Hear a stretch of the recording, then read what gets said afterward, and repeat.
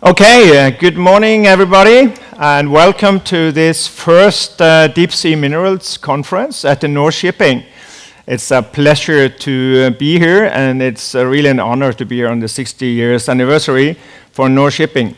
We have a very good program today with a lot of speakers now until lunchtime, and don't forget to go to the blue talks at 3 o'clock when that time comes. My name is Egil Kjolland. I'm the Secretary General of the Norwegian Forum for Marine Minerals. And I start the conference here by introducing one of the most experienced persons within the deep-sea minerals community ever. It's the Excellency Norwegian Ambassador to the United Arab Emirates, Kuwait and Qatar, Olav Myklebust. He is very influential at the International Seabed Authority, where he's been president in 2018 and 2024. So please give a big hand to Olav Myklebust.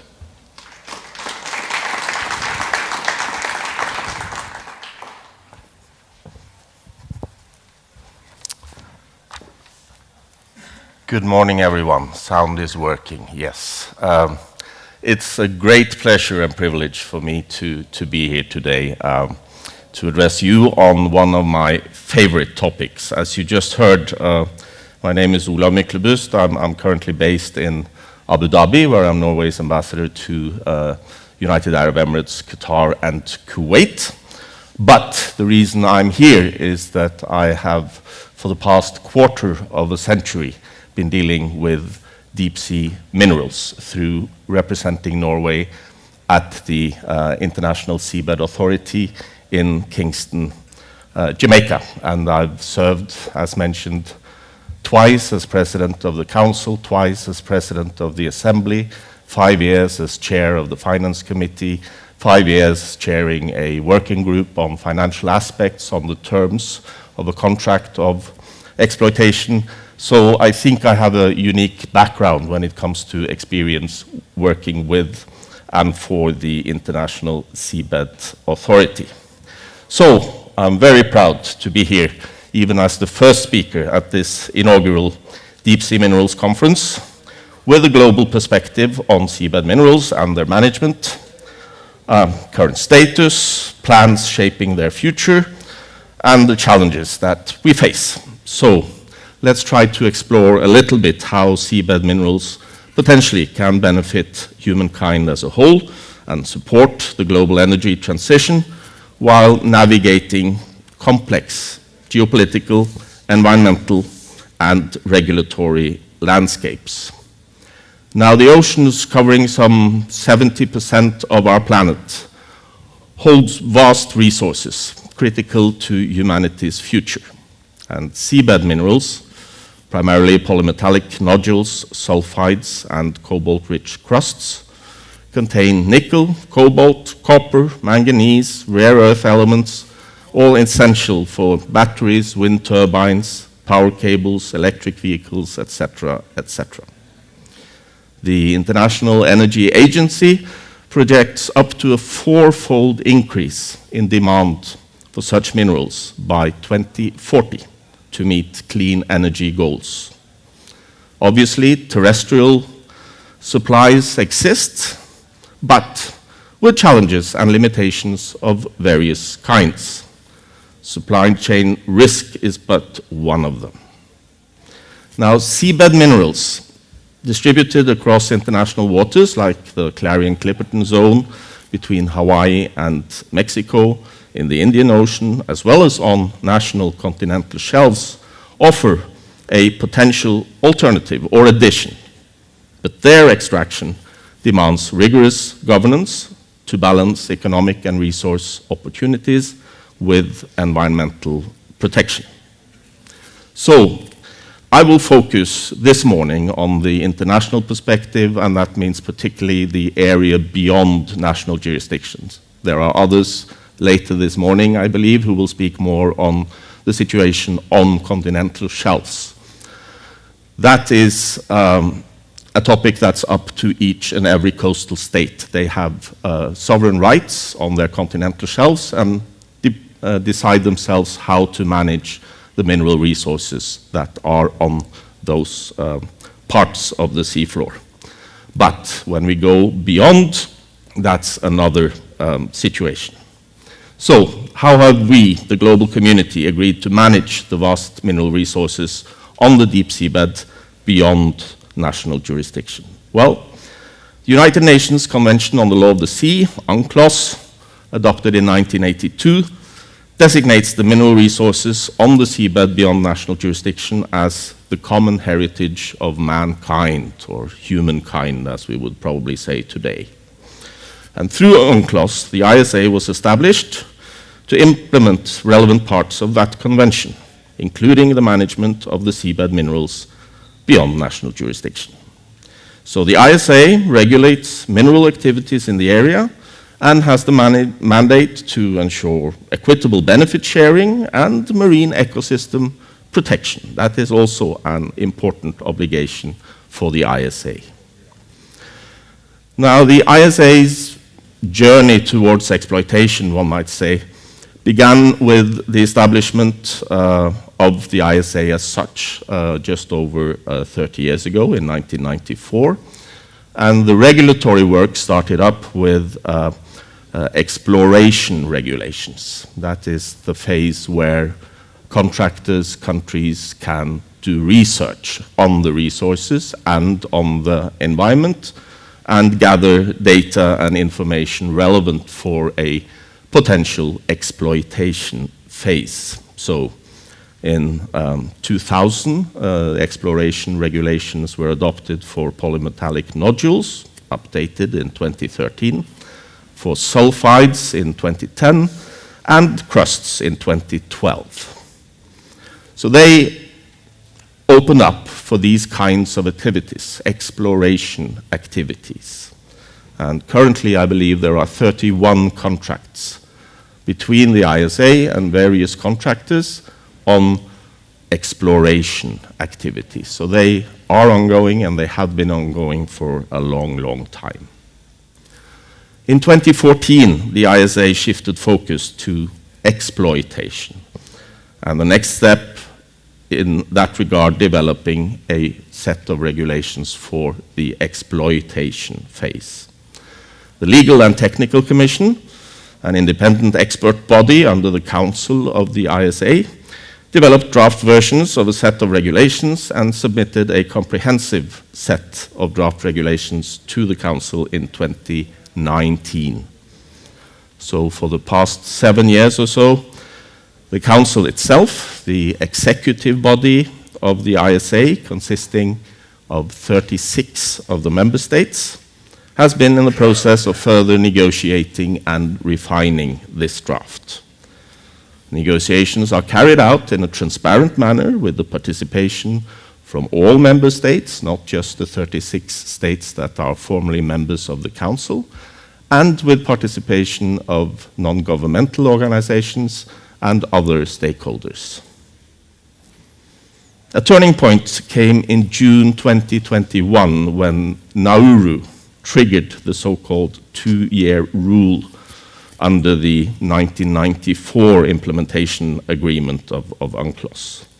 And this meant that the ISA would have to consider applications even if the regulations were not in place. So, this was linked to Nauru's contractor, the Metals Company, a Canadian-based company, and accelerated negotiations in the ISA.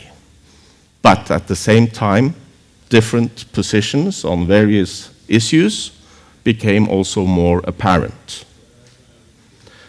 Now, at its 27th session back in 2022, the Council adopted a roadmap saying that the regulations should be completed this year. Last year's session marked significant progress with the first reading of all of the draft regulations. That was completed by the summer last year. Then a new draft text was worked upon, developed, and finally issued. I believe it was in November last year. So we now have the second draft consolidated text for the regulations of exploitation of these minerals. So where does the ISA stand now when it comes to these regulations? Well, in March this year, we started working on the new set of draft regulations, and it will continue next month in Kingston, Jamaica, where the ISA has its headquarters. Many of the regulations, I believe, are pretty close to consensus. On the other hand, there are still important issues that remain where there is not agreement. It comes to some of the environmental aspects. It comes to some of the institutional aspects. What kind of control and inspection regime should we have? How should that be organized, set up to make sure that it's efficient and sufficiently independent? So that are still outstanding issues that need to be agreed upon. Also, the benefit sharing, or to be more precise, the financial terms. How much shall the price be for the contractor picking up these resources? How much will they have to pay to or through the ISA? A lot of work has gone into that, and I believe we are pretty close to something that can gather consensus, but it's not yet finalized. So I mentioned that the Council set this year as the target for completing these regulations. But I must admit that this seems now very optimistic. I believe, however, that next year, 2026, can be achievable if we continue constructive, efficient work and with the necessary flexibility to achieve consensus. Then, following the regulations, we also have agreed we will need standards and guidelines to supplement regulations and provide more detailed rules and guidance. So that will come as the next steps. Now, I believe with today's topic that I would be remiss if I did not also touch upon the US presidential executive order, which was issued on the 24th of April, just over a month ago.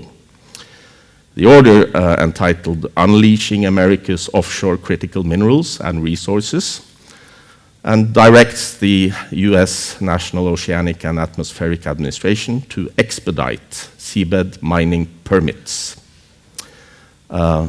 Shortly thereafter, the Metals Company US company submitted a request or an application to US authorities to start exploitation of the minerals also in the Clarion-Clipperton zone, like I said, between Hawaii and Mexico.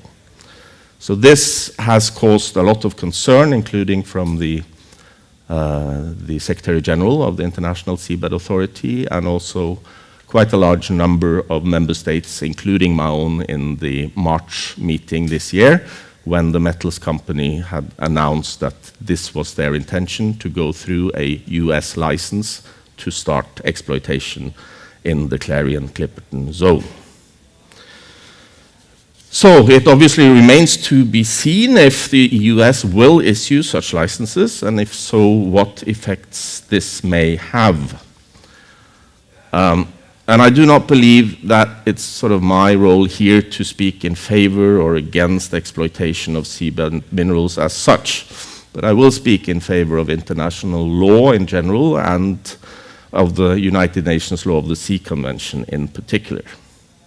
And what now, I believe, 169 parties to UNCLOS have agreed is to develop a regulatory framework for the potential exploitation of seabed minerals and to consider applications for such exploitation. And I'm convinced that the most important thing we can do in the ISA to protect the oceans, their ecosystems and biodiversity, is to adopt regulations with strict environmental safeguards. So I mentioned that I've been attending meetings of the Seabed Authority for 25 years. During my first years, participation was limited, interest in the topic was very limited, and we had 2 weeks together of meetings each year for the Council and Assembly. To be very honest, they were not too busy either. When I was then asked when exploitation of deep sea minerals could commence, I said 5 to 10 years. I said that for many years, I must admit. Now, the surge in demand for minerals, technological developments, and higher focus on environmental protection have led to a dramatic change for the ISA. Now, attendance is huge, global interest likewise, and the annual meetings in Kingston for the Council and Assembly are now into 5-6 weeks per year. And if asked today when I believe exploitation of deep seabed minerals will commence, I will for the first time say within 5 to 7 years, if not before. Thank you for your attention.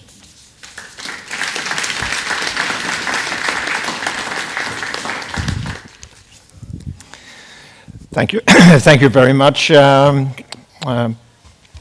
Olav. That's very interesting to hear the views from the international and also the national perspective. We have the planned contribution from Erik Mjelle is unfortunately going to be cut because he's become ill. So I would now introduce Graham Talbot from Whetstone to come to the podium. So please, Graham. Ah, there you are. Yes, please.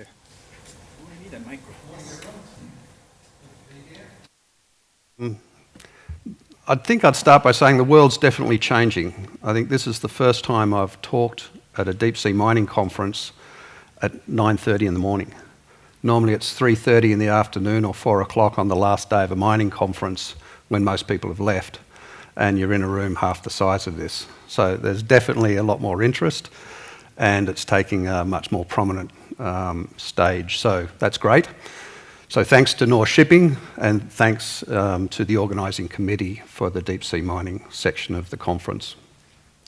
So I want to run through this morning a few things. Firstly, why deep sea mining? I'm not sure where everyone's at with their level of understanding, and Olav touched on it, but I'll quickly move through that. Then a bit about Whetstone, who we are, what we do. And then I want to talk a little bit about the US administration's position on deep sea mining, expanding a bit on what Olav said. And then also specifically around Norway and why that's such an exciting and interesting arena for us to participate in.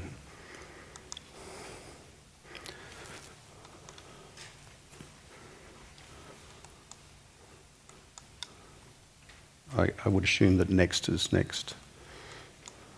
There we go, it just needs a hard press. There we go. So, like I said, I'm not sure of the level of understanding of everyone in the audience as to why deep sea mining is such an important topic. There's still a huge amount of education that needs to take place globally around the topic.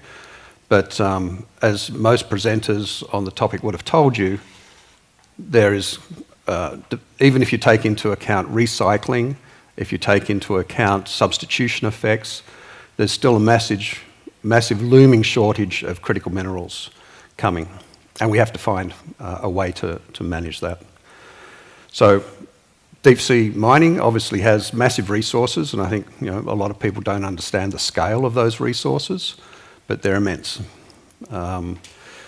There's a lot of geopolitical issues around the constrained supply chain for critical minerals, of course, and we know that they're predominantly controlled by one country, and that's just not healthy for the world. We need to have a lot more diversification in the supply chain and availability of those products. I've mentioned the shortage. Terrestrial mining is doing a great job with the cards that they've been dealt with, but it's getting tougher. For me, my background has been in oil and gas, so for me it seems much the same. When you find all of the easy stuff, you've then got to deal with the tough stuff. And it feels to me that's where terrestrial mining is today. It's getting harder to find good quality ore with low impact from both an economic and a social environment perspective. So they're getting harder to find, it's getting longer to develop, it's becoming more expensive to develop. So my view is there needs to be a mining 2.0 and a bit of a reset and a rethink about how we access these minerals going forward. And clearly I think that deep sea mining is the solution. So a bit about Whetstone. We've been around for a few years. We differentiate ourselves specifically around being a global platform of diversified interests in deep sea mining. As Olav mentioned earlier, a lot of people focus on ISA, international waters. We're on the other side. We focus on exclusive economic zones within jurisdictions and working with host governments to develop their resource base. The regulatory environment's improving and maturing quite quickly, which is great, because as everyone appreciates, that's probably the first tick in the box that's required for investment decisions. Exploration, in our experience, has been quite expensive, unreliable, and somewhat unscalable. So that's one of our key focus areas at Whetstone, is about building a scalable global exploration platform focused on deep sea minerals. The other thing is around technology. Although a lot of the existing technology that's out there today in the offshore oil and gas sector, for example, and dredging allows us to mine deep sea minerals, I think everyone would agree it's probably not optimal. And going forward, we're going to need new solutions. So there's a lot of technology out there in the deep sea space. Also collaboration with defence capabilities around autonomous vehicles and how you utilise those. So there really is a massive opportunity here with technology to leverage that into this sort of mining 2.0 world. So it's a big part of what we do as well, which is working across all of those various technologies and sectors to understand what's out there and what can we deploy into the deep sea mining sector, and also what's being developed and how that can be applicable. So what is our mission in life? Well, there's quite a few missions here, but it covers quite a lot of ground. Really working out globally where the best deposits are, and of course best has got a whole range of different parameters about what best looks like. Touched already on the tech side of things and how we apply that technology to make better decisions about where we go and how we extract. Working on supply chain development, we've been quite open that we don't want to participate in the full end-to-end supply chain. There's a lot of other players that are better suited than we are to do various activities along there. But given the maturity of the sector, we have a role to play in catalysing those partnerships and making sure that when the time comes, everything's ready to go. Working with governments is absolutely critical. Once again, when you're working across multiple jurisdictions, you have very differing levels of understanding and education around the subject. Some of them have relatively advanced regulatory frameworks. Some are trying to lift, for example, terrestrial regulatory frameworks and apply it to the sea, and it doesn't quite work that well. So we're very heavily involved with those that do have resources to help them sort of get through that first barrier of how do you get that regulatory framework up and running, and then how do you get into a competitive process of attracting the right capital and partners to develop those resources. I mentioned that we're exclusive economic zone focused. We're relatively resource agnostic. As I said, we're a global platform, so therefore, from my investors' perspective, I have an obligation to diversify. So I don't want to be focused all on cobalt. I don't want to be focused all on nickel. We have to get that diversification into the portfolio, both in terms of the geology and also the jurisdictions that we operate in. And we're currently working in over 10 jurisdictions at the moment.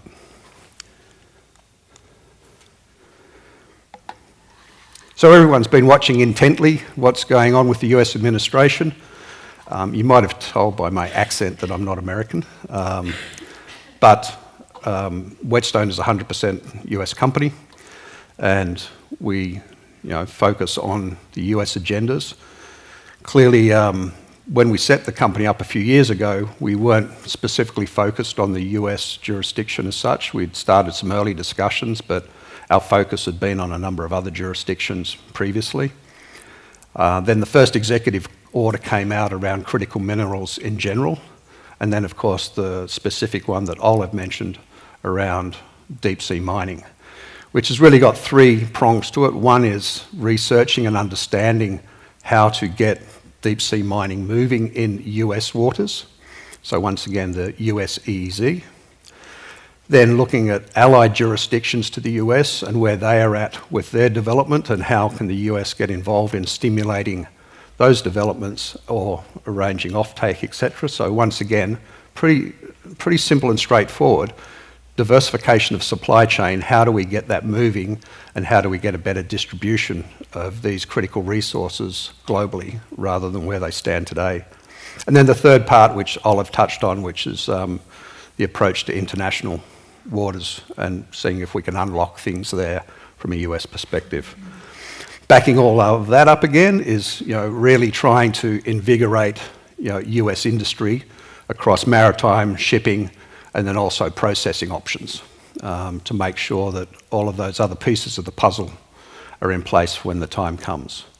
We do have some time. I think everyone understands that it's a fairly lengthy process. It's a lot faster than terrestrial mining, but still, to do the environmental work required to actually obtain an extraction license or to be able to proceed with extraction, you have to meet all of the environmental thresholds that are required, and that takes time.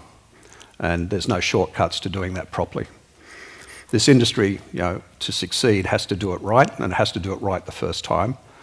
So it's great that everyone's pushing through catalysts to get things done quickly, but I think we all have to make sure, for the sake of everyone involved in the industry, that we don't take unnecessary shortcuts and do things correctly. And then just a little bit on the Norwegian context. So for any Norwegians in the room, I think you know that you've got a fantastic resource base here. Through my own personal career, both with Shell and Maersk, I've had the privilege to operate in Norway and deal with business in Norway. And I must say it's really a leading example of how commerce, industry, and public and private sector work together. I think it's a fantastic role model for how that ecosystem has developed and how mature it is and how well it's regulated. So when it comes to deep sea mining in the context of Norway, it's really got fantastic infrastructure in place to make it happen. And once again, happen in the right way, with the right level of control and the right level of scrutiny, and also the right push in terms of actually making it happen. So Norway is obviously a fantastic environment for that. With the US perspective, looking at Norway, there's obviously the ability to deploy capital here and develop partnerships with local companies and see how we can get involved in developing the sector here. Obviously, one of the other mechanisms which is applicable to all mining is that how you market the offtake and use that for fundraising as well. So there's opportunities there with US government, semi-government institutions to raise capital through offtake arrangements.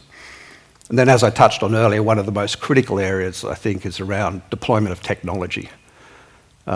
Norway, with its experience offshore, has got some fantastic technology, and also the US has got some fantastic technology as well that's both within the oil and gas but other related fields as well.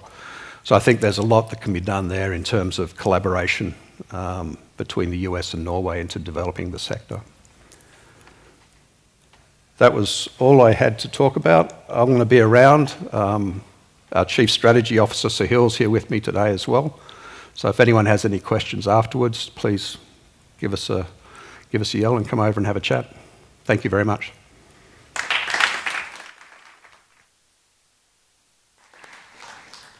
Thank you very much, Graham. Excellent.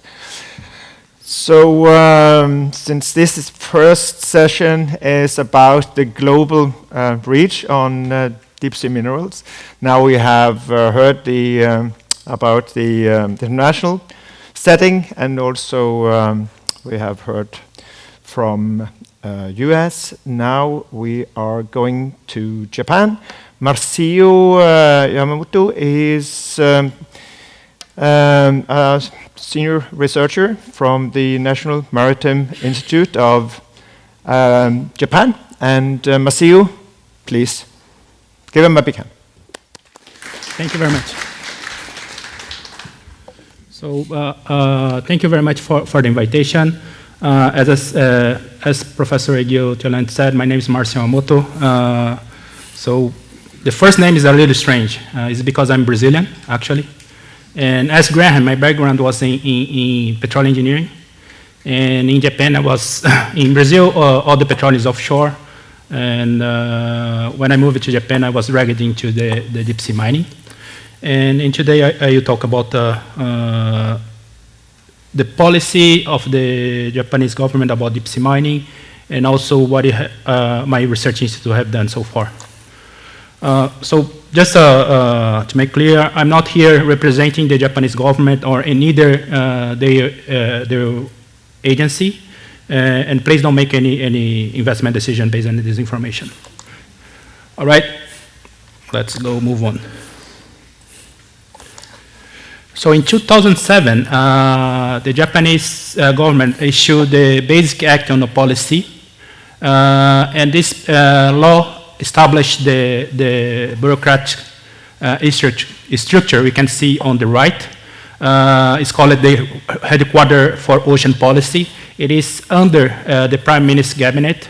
The Prime Minister himself is the Director General. And all ministers of state have a seat in this headquarters. And also there is a council, a council assembly composed of 12 experts, included professors, people from industry, who bring the needs for the headquarters of ocean policy. And under this policy, there is a requirement for 5-year plans. And on the left, you can see right now we are in the 4th basic plan on ocean policy. This law also requires the point that should be promoted. This is just a short list of these points to be promoted, and I highlighted in red those that are related to deep sea mining. So once we have this basic plan, each ministry has to detail down this plan. In case of seafloor massive sulfides and cobalt-rich crust, is the Ministry of Economy, Trade and Industry who detail down this plan. And what I show today is when you put together all those 4 plans, we can see the roadmap that Japan is doing in deep sea mining for each one of those. Today I will present only seafloor massive sulfides, cobalt-rich crust, and rare earth-rich mud. All right. So first, let's talk about seafloor massive sulfides. On the right, there is a map of Japan. The dark black line is the limit of Japanese economic exclusive zone. And number 1 and number 2, there is a little, is the boundary of the Philippine plate. So this Philippine plate is moving towards to the continent. And number 2 is Okinawa, number 1 is Okinawa, and number 2 is Ogasawara Arc. And along those, the boundary of the plate, we have the seafloor massive sulfides. So these are, when I line up the 4th detailed plan, you can see that started in 2008. 2007 was the basic law was issued. 2008 was the first year of the plan. So at the beginning was a research assessment. And study about the technology available in the offshore industry, especially for petroleum industry. And then as we moved on, in 2017, there was the first excavation and lift test for the semester test. I'll show next some pictures. And in 2008, we were moving towards the economic evaluation. And now, as it is a policy, is a little open. So they say that shall be started, the commercial production shall be started after in late 2020s. But there is not a fixed date. These are the tests, the excavation and our lift test for seafloor massive sulfides in Okinawa in 2017. There were two main vessels, the Hakurei vessel and the Poseidon 1. One deployed the excavation machine, and the other deployed the riser and the submersible pump. In the middle is the schematic, and the right is a picture during the test. There is another vessel. The water produced during this test was not disposed in the ocean. Was brought to the shore to be disposed. Is the reason there is another vessel close by and a ROV vessel together to the operation. And on the left is a picture of the pump, the collecting machine during deployment from the Hakurei vessel and on the seafloor.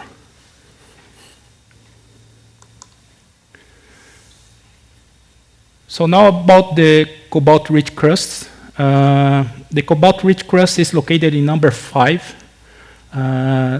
In number 5, there is a small island called Minami Torishima. Beside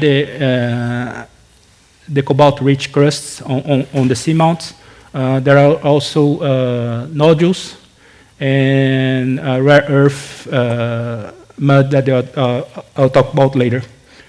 And so the crust there is within the economic exclusive zone in number 5 and also beyond the economic exclusive zone. That is the reason the Japan government sponsored one exploration contract with the International Seabed Authority for the exploration of SMS beyond the economic exclusive zone around the number 5. So this is the cobalt-rich crust roadmap. It also started in 2008, but you can see there is a shifted.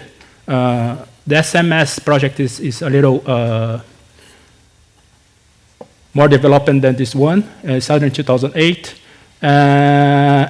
They decided that should be based, the technology should be pretty much the same, use it in the SMS. And in 2020 was the excavation test. They used the same equipment I showed in the last picture to try to excavate the crust in Japan. So let's move to the last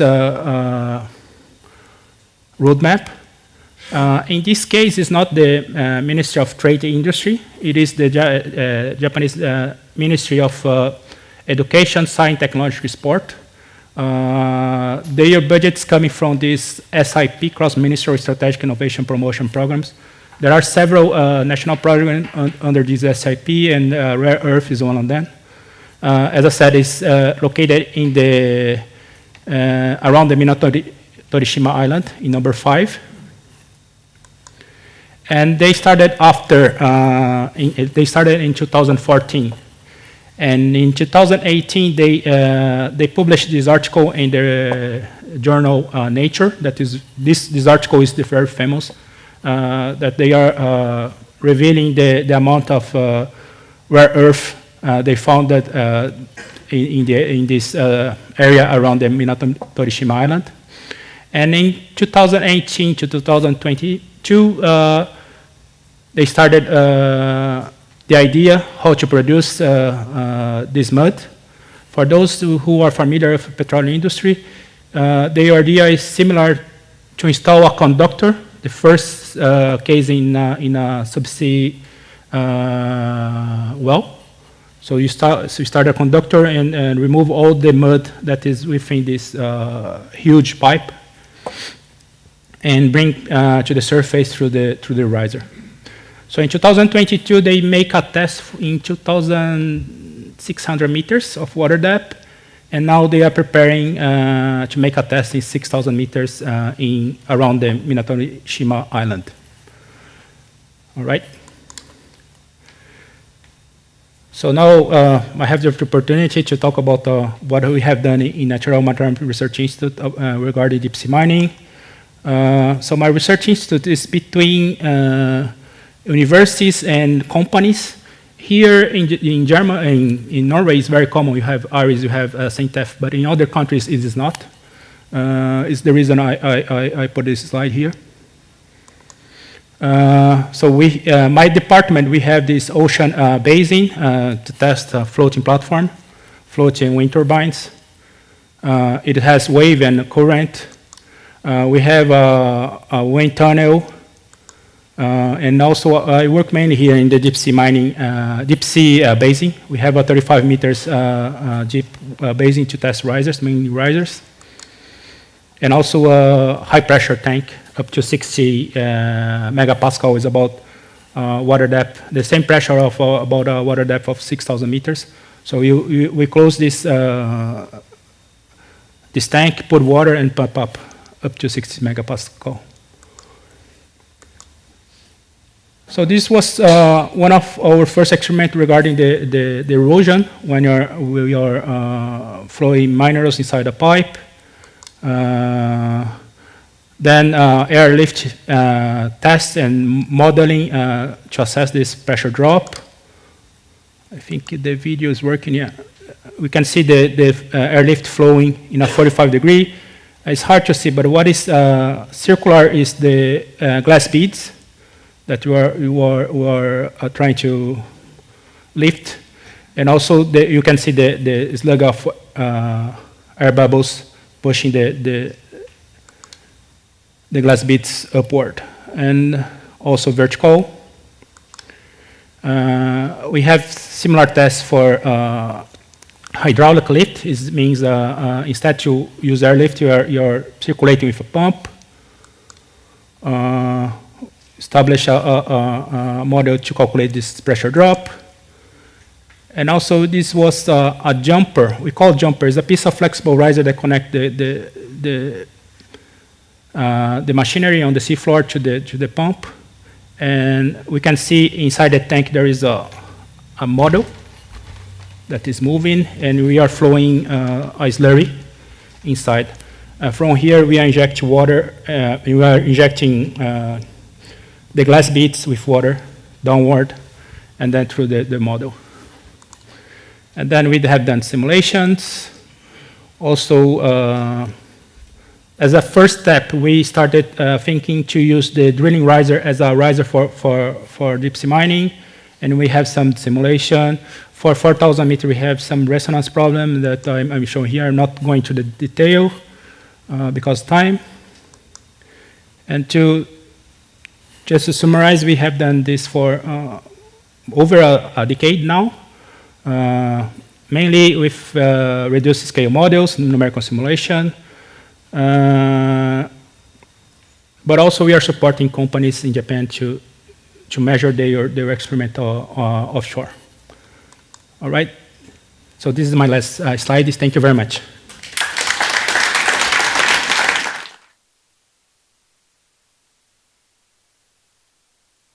Matthew.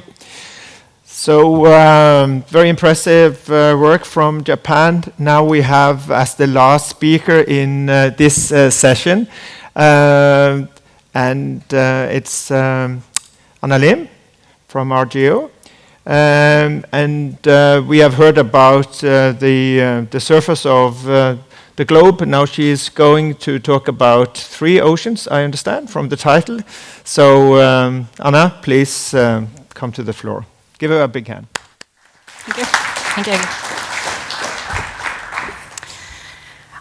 Good morning. And I would like to take you on a journey across the 3 oceans that we have surveyed. in terms of exploration. So we've heard a lot about exploitation and some of the regulations, and it's a perfect timing to connect this into the bigger framework and bring us to the foundations, which exploration is for any type of resource. So first, just wanted to say a few words about the company for those who are new to RGO and don't know what we do. So we provide the complete subsea services in the realm of not only marine minerals, but oil and gas and renewables. And our focus is really to acquire the data and deliver the data for better decision making. And yes, we have been quite active in the space of marine minerals over the past 3 years. We have sailed across the oceans. I mentioned 3 oceans. In this case, it's the Arctic, the project with the Norwegian, at that time, Petroleum Directorate. Now it's a Norwegian Offshore Directorate. And then we did a project in the Mid-Atlantic Ridge area for the Polish contractor with the ISA, but also we did our own multi-client project in the vicinity, also in the Atlantics. And our last project was in the Indian Ocean, where we provided our services for another ISA contractor, Indian government. And these are the places that we go to globally to explore for these resources. But I want to also pay your attention that in this case, it's not only the international seabed area, it is also the exclusive economic zone, as in case of Norwegian survey.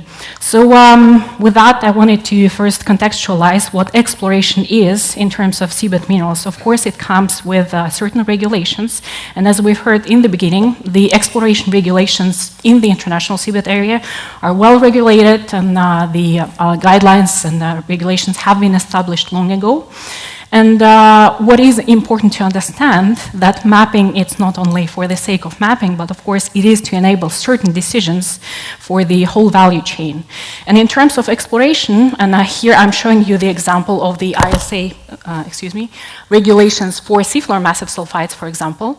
When you get the exploration contract, you have certain obligations, and that includes the relinquishment schedule, which means that you get a certain area to explore and find the resources, but over a certain time, you have to relinquish or let go of some of the area which you think doesn't contain mineral resources, and then continue with focusing on the areas that do have, which makes a lot of sense. But in terms of decision making, of course, it is really an important step, but also a risky step. So you need to know that you are not missing out on any of the resources and that you have done your homework in order to establish what is out there. So for seafloor massive sulfides, the timeline prescribes that by the end of year 8, you relinquish 50% of the area, and then by the end of year 10, you relinquish 25% more of the area. So if you say start with a maximum of 10,000 square kilometers, you end up with 25,000 square kilometers that you can continue applying for exploitation, in this case for the deposits. And why is it important? Because, of course, exploration provides you with the data that you use to make these decisions. Otherwise, it is impossible to really do it randomly, and it's not recommended, of course. And here I also wanted to bring the notion of the scale, because we are in deep sea, but deep is really quite significant, especially if you compare to the size of the deposits. So in this case, we're talking about several kilometers of water above the seafloor. And the deposits themselves, in case of seafloor massive sulfide, it's that red dot that you cannot see here. Obviously, that's the 200, 250, 500 maybe meter wide deposit that we are targeting and trying to discover. So that's the context internationally, but of course, nationally, of course, you are presented with certain regulations and block distributions. So in case of Norway, I'm just providing an example of exclusive economic zone of Norway, and this violet part is the part that actually is considered for opening of the Norwegian exclusive economic zone and the extended continental shelf. So in total, it's a little bit over 100 1,000 square kilometers for the whole area, and that contains 386 blocks. The blocks vary in size. On average, they are about 300 square kilometers, but the timeline, again, is crucial here as well. And I would like to remind you that we are operating, in this case, in the Arctic. So seasons are limited, the locations are remote, so we really need to think strategically about how we approach exploration. And especially if we take into account the terrain that we operate in terms of seafloor massive sulfides. So here, the green color highlights one of the blocks in the exploration or in the opening area of the Norwegian Exclusive Economic Zone. And I'm using this just to demonstrate how the conditions are, environmental conditions are in the subsea. So yes, we need to be strategic, we need to know what we are doing, and therefore, of course, we need to choose the right technology. And technology becomes an enabler in deep sea, because we cannot just go there and have a field trip as we would normally do in terrestrial setting. And there are many technologies, and of course, for a North Shipping Conference, this is something that is widely discussed across the forum. But when we are talking again about the deep sea and about the smaller deposits on the seafloor, sometimes buried under the seafloor, we need to find the right technology, the fit-for-purpose technology, in order to discover them, map, and quantify the risks for the, be it the business case or just really evaluate what is there to be extracted. So there are different methods. They provide different resolutions and coverage. And of course, in essence, we need all of them in order to proceed with studying of the region, and they all have their place. But in order to quantify the resource, we need to really get closer to the seafloor so that we can confidently discover the deposits and map them or quantify them. So this is an example from the Mid-Atlantic Ridge where we surveyed, and on the background, I don't see the laser here, but on the background, the bigger map that you see, it is from the global mapping effort, the GAPCO data, which has a resolution of 400 meters. That means that we have one data point for 400 meters, and we build this surface. Of course, when you look on Google Maps, that looks fantastic. You see all the features of the mid-ocean ridge, for example. But when it comes to the deposit, that's barely enough. So now there is this red circle that I just sketched on top of the more higher resolution bathymetry that we are acquired with the AUV, in this case, autonomous underwater vehicle. And you can see how that is just impossible, of course, to identify from the ship-based data. So you need to acquire high-resolution data in order to map and quantify the resources. So you need to get closer, essentially, to de-risk all of your projects and mineral resource estimations. And we do that by, again, as I said, getting closer and getting the high resolution, but also by systematic mapping with multiple sensors, because we have different signatures of different mineral resources, and we need to acknowledge that we will get different signs, let's say, of these deposits being buried under the surface, for example. So in essence, to resolve or to help us with this, we find that the autonomous underwater vehicles is the technology that allows us to really balance both the efficiency but also the high resolution. And that's what we used for most of our surveys. And the examples that I will be showing will be coming from the AUVs. But again, this is not just the AV story. We need to have the full support system, because we are operating remotely, and normally that involves the vessel for launching and recovery activities. And then we just send the AVs for the missions to acquire the essential data in order to map these deposits. And here I'm just showing some rough numbers. So of course, the 48 hours is an average, but AVs these days can be 72 hours to 10 days, as Kongsberg's endurance latest model is. But these are the averages that we are talking about that are the conventional or best practice in the exploration space. And in these 48 hours, we acquire up to 15 terabytes of data. And that means a lot of again, decision making also in terms of what data can be used for and what does it provide to us. But not least important is the speed and the efficiency of how we can do it. And here I'm also showing you the example for polymetallic nodules, for example, which is one of the easier deposits to map because the nodules or the nodules of interest, they are detached from the seafloor and are lying on the seafloor or semi-buried. And therefore, we can just image them and quantify using the AI tools and calibration, of course, on site. So with that resource and using the synthetic aperture sonar method, we can map up to 4.5 square kilometers per hour. And that gives us an extreme advantage in terms of what we can achieve for the whole, for informing the whole value chain going forward. But it's not only about mapping the seafloor for the resource, but of course mapping the seafloor in order to establish the environmental baseline and define the habitat and support us with decision-making in that line. And with other types of resources, such as seafloor massive sulfides and polymetallic crusts, we need to see deeper into the subsurface, and that's where geophysics becomes really important. And we have a range of methods and sensors to work with that. Among the most important ones are electromagnetic sensors, but of course we also do image using the shallow seismic, like a bottom profiler, and so on and so forth. And of course, establishing, as I said, environmental baseline and defining what are the physical properties and chemical properties in the water around the deposits that we find in.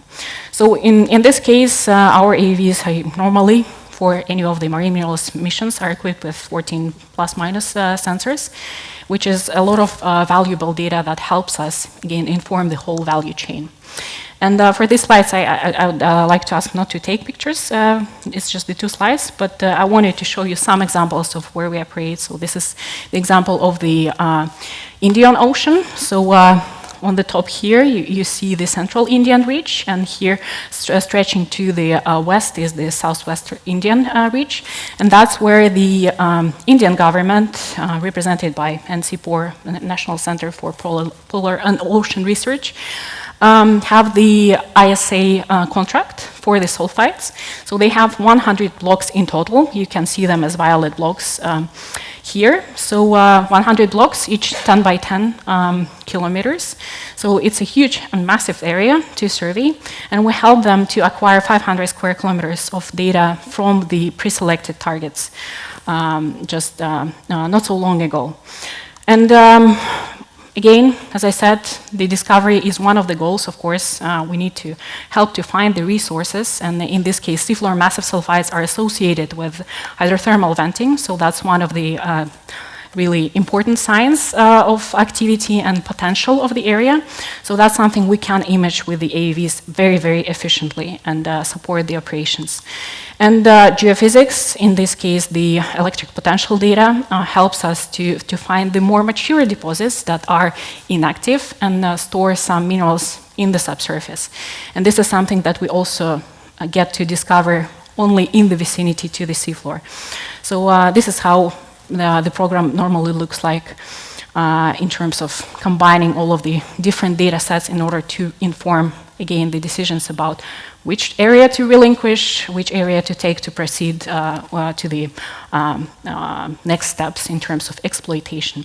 And once again, just wanted to pay your attention to the terrain that we operate in.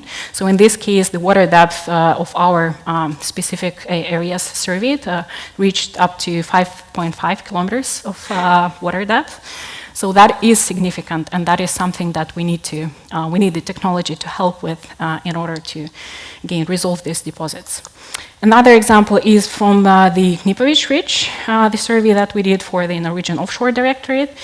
And again, here you can see the beauty, first of all, and appreciate the beauty of the bathymetry or the terrain in the subsea environment. So the water depth, the maximum water depth, the blue color here is about 3.5 kilometers. So it is a bit shallow, a bit shallower. But if you compare it to the size of the deposits, but also contrasted to the resolution that we obtain, which is 1 meter by 1 meter cell data that is presented here, it becomes extraordinary. And then, of course, we deploy different types of sensors in order to help us to really map the area. So here I'm showing just a snippet of the backscatter data that provides us information about the, let's say, seafloor softness.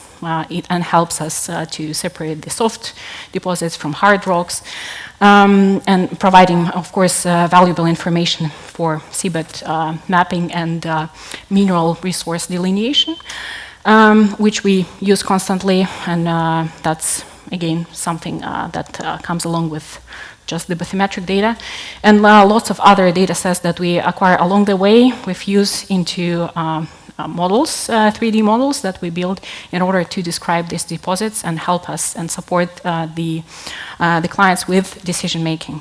Because again, mapping is nice and provides us with really nice pictures, but it's all about decision making along the way.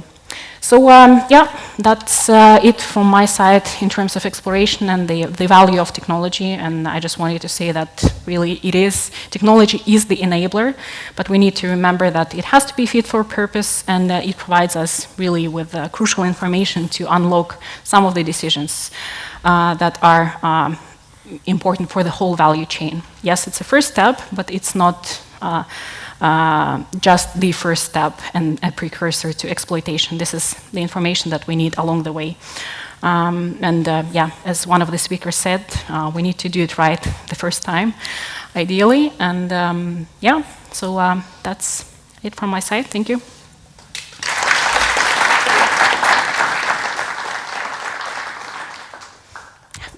Thank you very much, Anna. Due to the cancellation we had earlier on, I take the chance to give a little bit of a Q&A here now. So I would please invite the speakers to come up on stage again. So I'm not sorry to. So can you come back on stage? And I have a microphone. So now all of you would have the chance to come up with some questions or comments. So please come up. Yeah. Graham, Maceo, Olaf. Yeah. Anyone?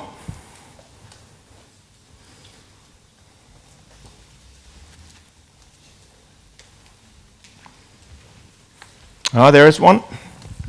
So now I think I need someone to.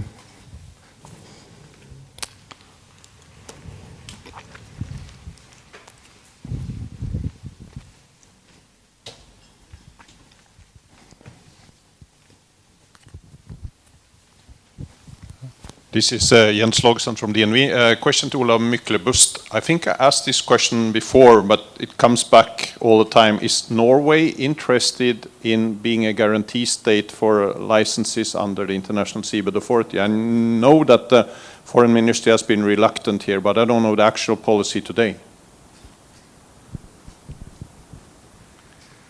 Okay, so you don't have a microphone. I don't. No. So you see, You can have mine. You can have mine. You see, my skills in improvisation is not that good, you know, but I can improvise.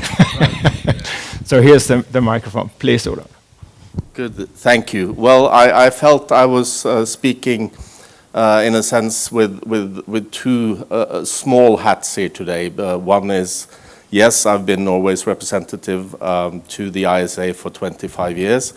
But with the roles I've had at the ISA, I also feel that I, have to speak, in a sense, on behalf of the ISA. So the very specific and interesting question you ask is about whether Norway is willing to be a sponsor state for a contractor that takes on a contract in the area with a capital A. That is not up to me to decide. That is something that will have to be discussed among various ministries, and I believe we do not have the legislation in place in Norway to take on that responsibility. So it's also something that our parliament would have to decide upon. So I'm afraid I have no specific answer to your question, just that is something that would take quite a bit of discussions among relevant ministries and also a proposal to the Parliament. I don't know if there's any ongoing work on that. If someone wants that to happen, speak out, not to me, but to the relevant ministries. But that's all I can say about that, I believe.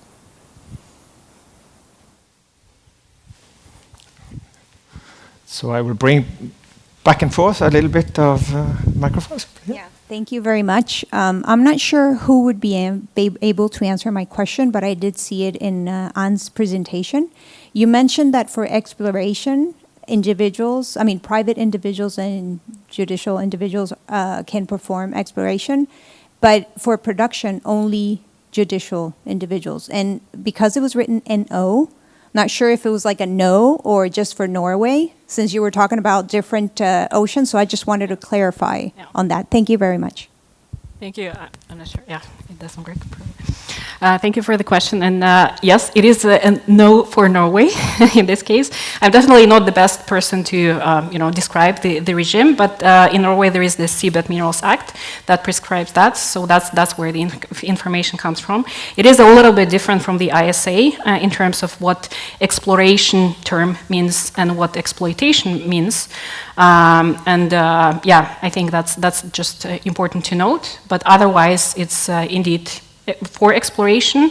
You wouldn't need to be a judicial person. It could be, I think research cruises covered outside of that anyways. But as a service company, for example, you could obtain the exploration license and get the data and serve it as data as a service, for example, as in oil and gas industry. And because of that, the difference is there. So it's important. Yeah.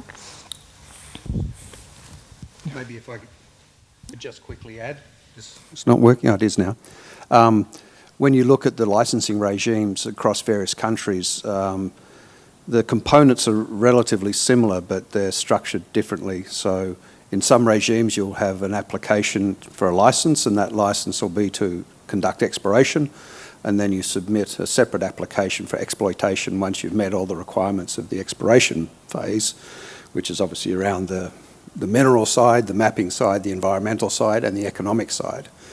Other regimes have just one license, but it has stage gates that you have to pass through. So, in my view, no one's actually got an extraction license to do anything at the moment.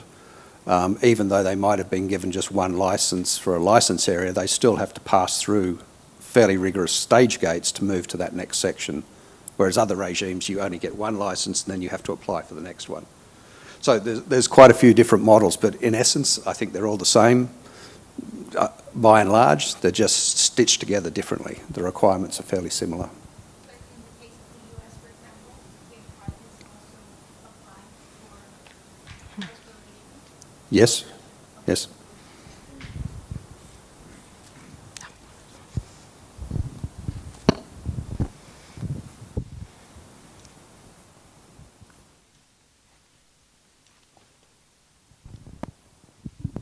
Yeah, a question for Olav. You touched upon it, but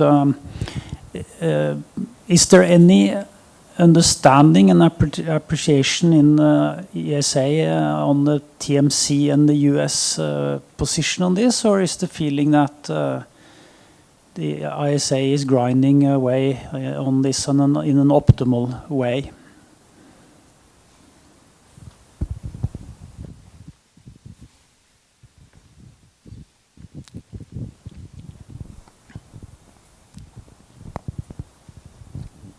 Thank you. Well, the TMC, the metals company, they made the announcement on the penultimate day of the March session of the Council through a press release, I believe, that they were considering or intending to apply for a US license. And that created, I think I can say, quite a stir and a lot of statements expressing concern about this development. Then after that, we had the executive order that I touched upon and the submission by the TMC US to seek permission to start exploitation. The Council will meet again next month. I assume that this is a topic that will be touched upon there, but I personally, at least, I hope that it will generate energy and interest in getting closer to completion of the ISA regulations. But obviously there are, like I said, 169 members of the ISA.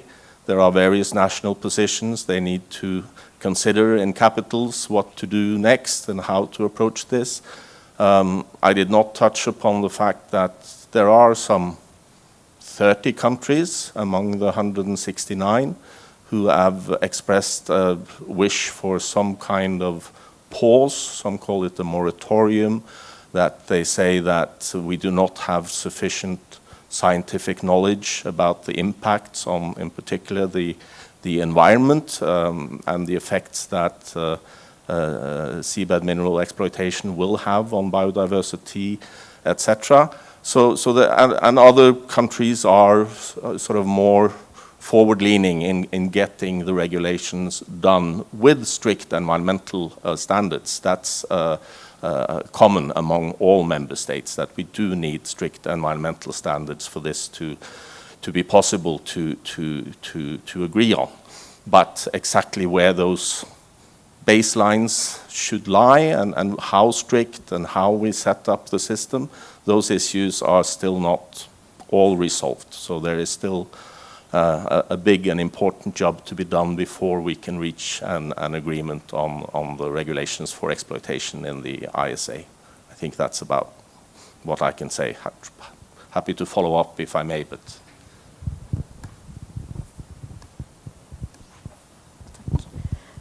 So following up on that, because you mentioned in your talk initially that the next steps after having the regulations in place would be to start writing out and agreeing on frameworks and strategies, I guess, on best practices on how to carry out this. And from an environmental point of view, what do you see the timeline looking for those negotiations and the work that needs to happen to agree on those regulations? Because I guess the reputation bit and the focus that the environmental and ecosystem receives, especially from NGOs but also from scientists, seems to be a big baffle for moving forward.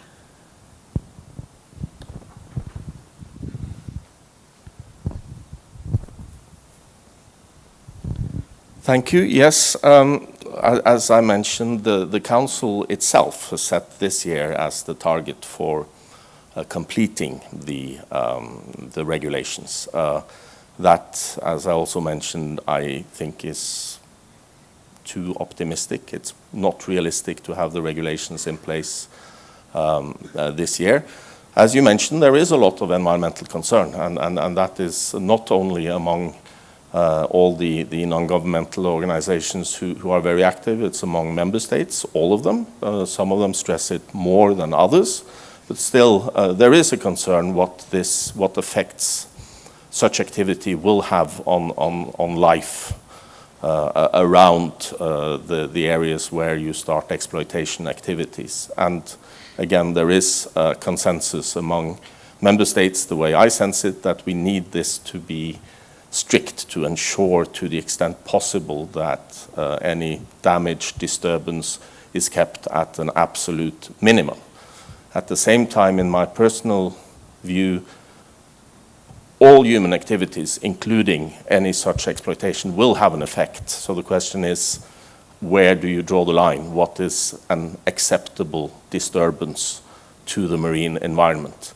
And the negotiations have not landed on that. That's one of the hottest topics where we need to come together and to find a common position. It's a consensus body, primarily the ISA, which is also why negotiations take time, because we need to get everyone in agreement on what is sort of the right level and how do we organize it. I mentioned the compliance regime, enforcement, inspection, compliance, That's also not agreed. How do we organize this within the ISA to ensure that we have sufficient control of the activities and can sort of say no if there is something happening that should not happen? So yes, there are difficult and serious issues that are still to be resolved, but I believe that we need to get there. We need to find solutions. We need to come together to do that in order to protect also the environment. Because one thing I perhaps did not mention is that the moment the ISA has agreed regulations, they will also apply as a baseline for national jurisdictions. So if when the ISA adopts regulations on also environmental protection, they will be the minimum standard for all national continental shelves. So it will not only protect the environment in the area with a capital A, but also on national continental shelves, because it will be a global standard for seabed mineral exploitation. So I'm still optimistic, but I'm not sure how much money I would put on next year. But I try to be optimistic and to work in that direction, because I honestly believe that that's the best way forward, that we come together as soon as possible to establish this rule. And I also like to stress that that's not the same as saying that exploitation shall commence. The point is that we have an obligation to develop and set the rules. If the rules mean that, for instance, the environmental standards are so strict that no one wants to do it, well, so be it. But without the rules, we don't have any certainty, and nation states may on their continental shelves adopt whichever environmental standards they can, or they have at least a lot more discretion, as long as there is no rule set by the International Seabed Authority. So I think it's important for us to set those standards. And again, if we agree they are so strict that it's impossible to do it, well, that's it. But we need to set the regulations, because that's an obligation under the Law of the Sea Convention. Thank you. We have time for one more question before we take a coffee break. Thank you. Stig Morten Knudsen with Norwegian Offshore Directorate. I guess this one goes to Marcio on the Japanese activity. My question is twofold. First of all, the activity that you did show, the testing and the pumping and et cetera, did they have any licenses, or was that pure sort of research? So that's one question. The other question, I guess, is a little bit more wide open, sort of. Could you say a little bit about the public perception in Japan on this type of activity? Thanks. All right. Japan doesn't have yet a law framework for deep sea mining exploitation. So every test, every collecting of sample is under the scientific science umbrella, right? But I can say what happened for offshore wind turbine. So like overnight they had a law framework for the exploitation. So probably what happened is when everything's set, it's not a big deal to have the law framework for exploitation. And in Japan is the fishermen are a huge stakeholder, right? And everything must be negotiated with every stakeholder at to start the business. So what I have shown is the technological side of the problem, but you have the societal side of the problem, you have the economic side of the problem. So it's a lot of things to solve to have an industry to rise up in Japan. So if you may ask if the idea for late 2020s you have the industry working, I don't believe so. I'm sharing the plus 10 years or so. Okay, thank you very much. Give the panel a great hand for this Q&A.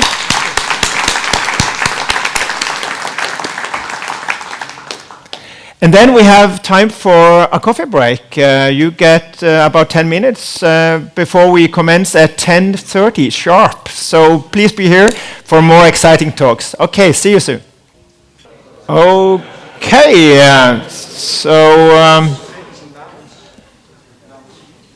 we are into the second session of our Deepsea Minerals conference. So I ask all to find a seat so we can begin. All right. So now starting up this first part of section number 2 is the executive chairman of Green Minerals, Ståle Rodal. So please give him a big hand.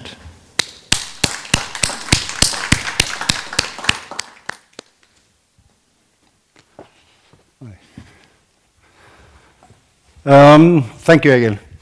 And good morning, everyone. And thank you to Nor-Shipping for arranging this first Deepsea Minerals conference here. I think it's about time. And I would add on to what Graham said, that it's also proper timing on it in terms of the day. So the topic today is production of deep sea minerals.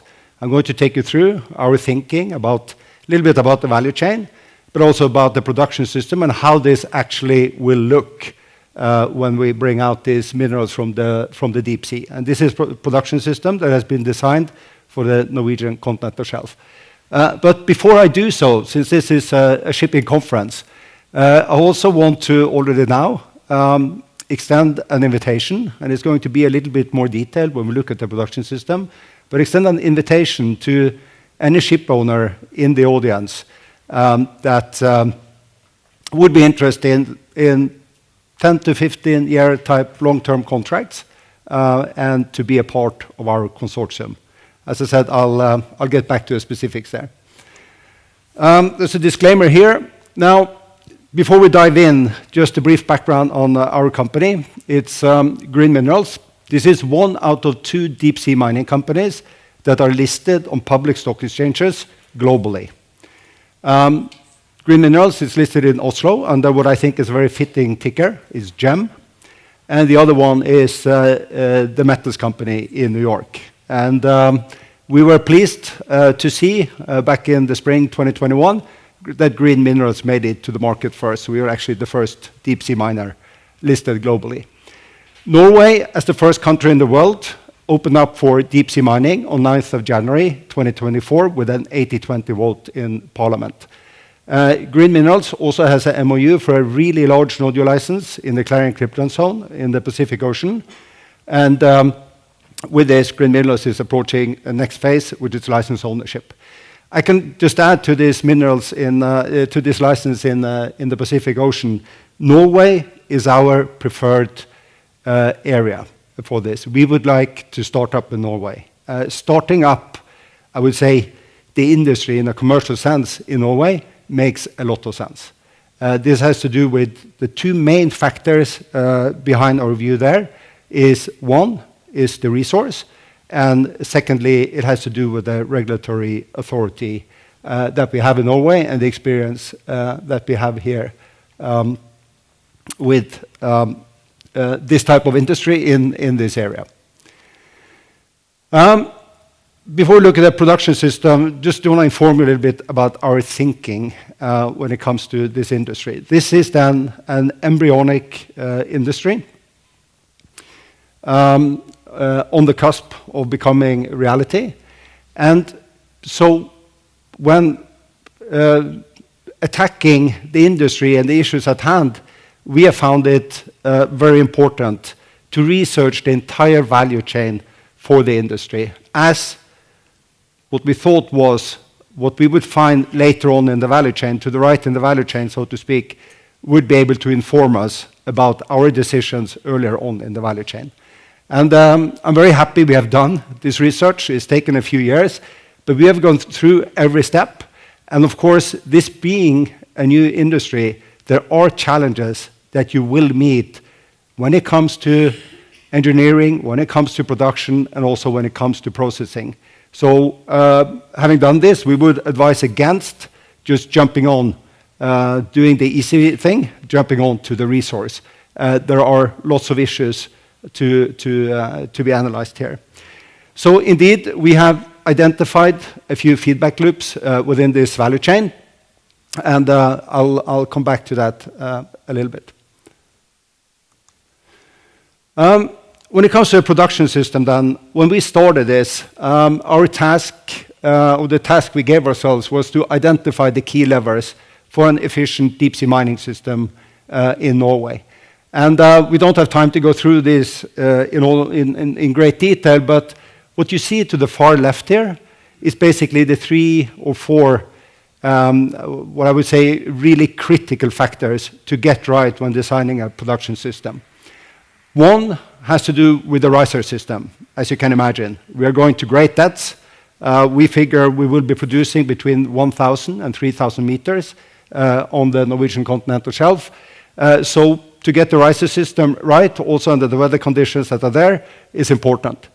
Further, a weather-robust ship-to-ship system. This has to do with ore offloading, has to do with personnel transfer, and also the amount of personnel, not least, that we spent some time on, and the whole logistics around this operation, including maintenance. And then what might seem obvious, but which is really important to pinpoint, is a system that lifts ore at a fast rate. This is going to be crucial to succeed on the Norwegian continental shelf. Having done this research, we went out to try to build a consortium around our production concept. And we succeeded doing so, and we are really happy with the names that we got in this consortium and the experience that they have within their separate fields that we have needed to dive into. First of all, Oil States, which has been our main partner, also helping up setting up the rest of the consortium. There are a couple of names here that will remain unnamed until a little bit later. But Soil Machine Dynamics has also been crucial for us. So what we have done is to design a harsh environment deep-sea mining system. The design has been completed, and I'm going to show you this here today. And concluding the study, Oil States also became a shareholder in Green Minerals. This is how the system looks. And what you will see here on the seabed is 2 or more production units for capacity, but also for redundancy. You will see no pumps along the riser system. There is a pressure exchange chamber in the end of it. And then on the top side, we, after thorough analysis, have concluded on a semi-submersible, whether harsh environment type semi-submersible. Spent a lot of time, what you see and that I mentioned to begin with here, the ship-to-ship transfer system has really been a major issue, and this is our solution, where we're helped by a disconnectable turret on the ore carrier that I will show you, and the whole thing then being moored.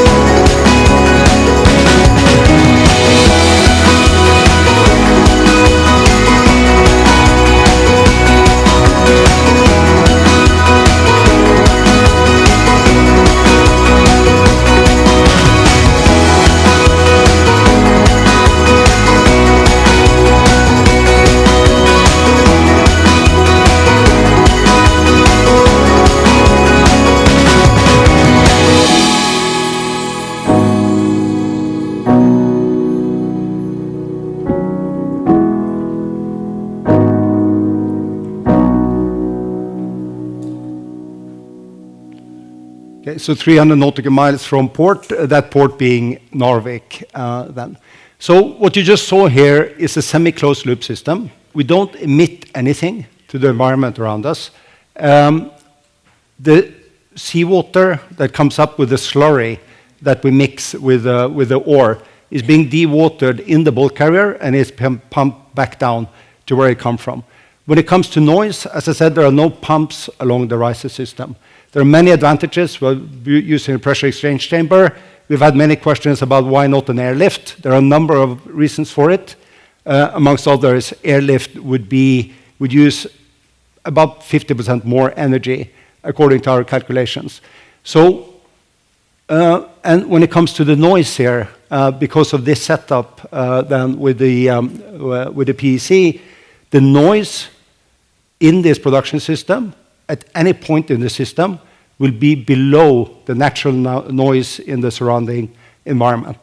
So with this, we believe we have been able to deliver what we set out to do, and that is to deliver a system that can produce responsibly, sustainably, and in an environmentally friendly way. For those of you who know onshore mining, I'm sure it's easy to agree this looks clean indeed compared to what we see terrestrially. Just a couple of words on the various bits of the technology here. This is mostly well-known subsea technology. We're putting it together in a new way. I mentioned some challenges that we've had to deal with. One of these very important technologies is, of course, the riser system. OSI has delivered complex riser systems to the oil and gas industry for more than 35 years, have participated in deep sea mining projects already. And I think it's quite astonishing that looking at the riser down to 3,000 meters, we would be able to deploy it in less than 10 hours. This is critical for the workings of the system and the profitability of a project like this. And also the system has been field proven down to 4,500 meters. When it comes to the seabed mining unit, just a couple of words on that. This is SMD. SMD has participated in an SMS project previously. What you see here is one of the VAMOS projects. I believe they started in 2015. This is from Bosnia. It's a flooded open pit. Lots of learnings when it comes to cutting, plume slurry, maneuverability. We don't have time to go through all of this here. Just want to draw your attention to the picture on the upper right-hand corner where you see counter-rotating cutting heads, which minimizing the fines that are being left them with the surrounding environment. Everything we touch, everything we cut is basically being sucked up by this jaw. When it comes to the topside unit, as I said, we've been through, and I think most people would think about the drill ship as a natural mining vessel. But we have ended up with semi-submersible. We looked at cold stack available rigs, qualified for harsh environment, deck space 85 by 75 meters, and mooring capabilities. And we ended up with Transocean's Henry Goodrich as the model that we have designed this production system from. There are other units that can be used as well. So I touched upon the value chain and the importance of doing the entire value chain analysis in order to form the interior activities. Processing, we have done a world-first study on processing capabilities of the ore from the deep sea with terrestrial ore, and here there is really good news coming out of that study, and that is that we can co-process with onshore ore. And of course, we can set up a separate facility for this. The industry at large could do this as well, you know, on the coast of Norway. But we do have processing facilities in our vicinity, meaning in Scandinavia, that are today producing down to 0.16% ore grade copper ore. And that is the ore that we are bringing up for the deep sea is 5 to 6% grade. So to put that into example, the mine I'm talking about produces 40 million tons of rock per year, of which 0.16% comes out as copper, which is 60,000 tons. In comparison, we would be lifting 1.5 million tons, with the 75,000 tons copper output. Anyone in this room understands that this is key to having an environmentally friendly system. We are lifting 1.5 million tons terrestrially. For that processing facility I'm talking about, they're lifting 40 million tons of Mother Earth that is being turned around. So this is good news, and is something that we are very eager to continue discussions with potential partners on. Now, when it comes to the numbers, just going to quickly take you through the reasons why deep sea mining is superior to traditional copper mining when it comes to profitability. And I think it's interesting, actually. 2 years ago, most of the questions that we got around deep sea mining had to do with the environment and biological factors. Now, most of the questions we get are of techno-economic nature, which is exactly what this presentation is about. I think that's interesting, and I think that gives credit to the industry and to authorities for having put to rest some of the main concerns that's been out there. Now, to the numbers. No infrastructure investments are needed in a deep sea mining system. Consider that. Those of you who know terrestrial mining know that a greenfield system today requires billions of dollars in infrastructure investment before you even get going. We don't have that. The system I just showed you has a capex of around $1 billion. So then you start to get a sense that we have a major advantage right from the get-go in terms of the profitability on a system like this. Capex per ton, just on the pure equipment, is more than 30% below what you see in terrestrial mining. Another advantage for deep sea mining. And then, and this is crucial, we pick up the equipment and leave for the next site when we're not happy with the ore grade. We don't invest in the mine like you do in terrestrial mining. So what this means is that I can't tell you now whether the cutoff rate will be 2% or 1% on the ore grade, but whenever we are not happy with the ore grade that we are turning out, we pick up the equipment and we leave for the next site. You don't do that as a terrestrial miner because of the investments you put in. And I just mentioned again, think about it. They're producing 40 million tons at 0.16% ore grade there. So this is a main advantage in deep sea mining. And then finally, we are going to introduce an offshore oil and gas services business model. It's a rental model. You know this from oil services. This is also a major advantage in terms of capital efficiency for a deep sea miner. We don't see the $1 billion investment in Green Minerals balance sheet. We see it outside of it, and I'll show you what that means for our return numbers. When it comes to what you see on the right-hand side, both because of time and also because a lot of it has been covered, but those who want to dive into environmental issues here, please look up, there are a number of reports out, one from Polikas et al., I think from 2020 is interesting, indicating more than a 90% reduction in the environmental footprint, deep sea mining versus traditional terrestrial mining. When it comes to the numbers then, this is, what you see here is the cash flow projections for Green Minerals as a company, one production system with a capex for that system outside of our balance sheet. So we are operating it. Max drawdown on the cash will be below $40 million at the low point, and then starting to produce $175 million in EBITDA per year. And this is on company level. If you were to look at this on a project level, you can add another $300 million to this cash flow. We're talking about $500 million in annual cash flows. And this is only for copper. I haven't touched upon cobalt, and we haven't tested for processing of cobalt. But we have an ambition to try to see if we can do it. And if we can, you can add a number in the triple-digit hundreds of millions to this cash flow, meaning somewhere between $150 and $300 million, depending on cobalt prices, on that annual cash flow. So this is immensely profitable. Now, when it comes to, this is, as I said, only one system. Of course, there's nothing that prevents Green Minerals from operating 2 systems, 3 systems, 5 or more. This is pending capital availability and of course licenses of such a nature that we find the project worthwhile doing. So with that, I think I'm going to end it. Thank you very much, and thanks for your attention.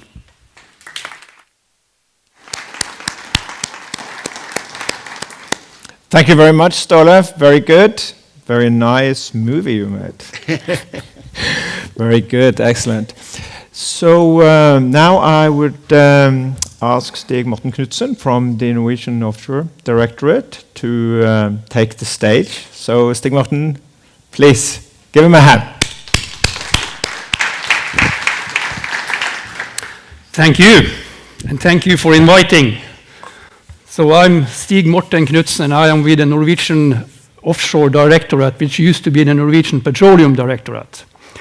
I'm trained as a geologist, and I've been given a title that's called resource management. And when a geologist is going to talk about resource management, that could be a long story. But I will try to restrict myself to these two topics, which I was asked to talk about mainly. And that is cruises and acquisition, what is actually happening on the Norwegian continental shelf in terms of seabed minerals, and also on the resource assessment. So those are the two ones I will try to dig mainly into. And there are two things I would like you to remember, even if I jump around and show you a lot of maps and color and whatever, that we do have a lot of data already. We do have a lot of data, and I'm going to show you that in a second. And we do have a lot of resources mainly in place, and I'm going to show that as well. So whatever else you don't remember from me jumping around and talking up here, that's the two things I would like you to take away. What you see on your left-hand side, that beautiful picture which is called Gyme, that is a sulfide being created. That is at about 3,000 meters depth, 200 kilometers west of Longyearbyen on Svalbard. That is what a sulfide or a seabed mineral sulfide looks like when it's being born, to put it that way. And that is along the mid-Atlantic ridge. And the reason for us having seabed minerals on the Norwegian continental shelf, on the extended Norwegian continental shelf as it's called, is due to the mid-Atlantic ridge. What we have on the upper right-hand side is a sample of a sulfide. And it's been mentioned a few times about grade. That grade, the grade of that sample is about 30% copper. And of course, grade matters, as several have alluded to earlier on today. Grade matters if you are to process these minerals. And that one is taking also a little bit south of that Gyme structure. It's called Jøtul, or a little bit south of Jøtul. On the lowermost part, you see a few of the equipments that we have used for our data acquisitions, an AUV and an ROV, and I'm going to talk a little bit about those, but not in too much detail. So what has happened so far on the Norwegian continental shelf? I'm not going to speak too much to this. I know that the ministry is coming just behind me, and they will probably allude more to this one. But so far, this is sort of where we are, this map that you see on your right-hand side. And the red area that you see, you have Svalbard up on your far right hand. Norway is down out of the picture. The red area is the opening area. That was open after a white paper decision in 2024, as also has been mentioned earlier on today. The yellow areas are the proposed acreage for the first concession round that was put forward by the ministry last year. And then that was put on hold. I won't talk too much about what we can find in those different areas, but it's sulfides and it's crust. On the Norwegian continental shelf, we have so far not mapped or identified nodules, which we have many places else in the world, especially in the Clarion-Clipperton zone. But it's the sulfides and the crust. The opening area, the red area, is the part of the red area that was proposed license is about 38%. The yellow area is about 38% of the red area. And that is about 386 blocks. And I mentioned this, and some of you know this, I heard me before, but I used to say that we sometimes hear that, oh, that is a huge area. But that area is actually smaller in acreage than was put forward for the first concession round for petroleum in 1965. Just to put it in a little bit of context. And then I'm not going to read through all that. Again, you see on your right-hand side, you see the map, you see the red area, you see Svalbard again up on your far right. But what you see in that red area, the opening area, is different types of data that has been acquired the last more or less 20, 25 years. By universities, by academia, by us, and in cooperation between the three of us. So there is already a lot of data out there, and we are filling those gaps, which I'm going to talk to in just a second in addition. So what are we doing this year? And this is sort of the activities that we have this year. Last year, we were giving in a national budget an extra amount of money to do mapping within the opening area. And this is what we are doing this year. For the Institute of Marine Research, Havforskningsinstituttet, we are actually buying and putting together or putting down the ocean current meters. Together with UIB, we are purchasing to them and to the rest of the academia to use a Deepsea AUV.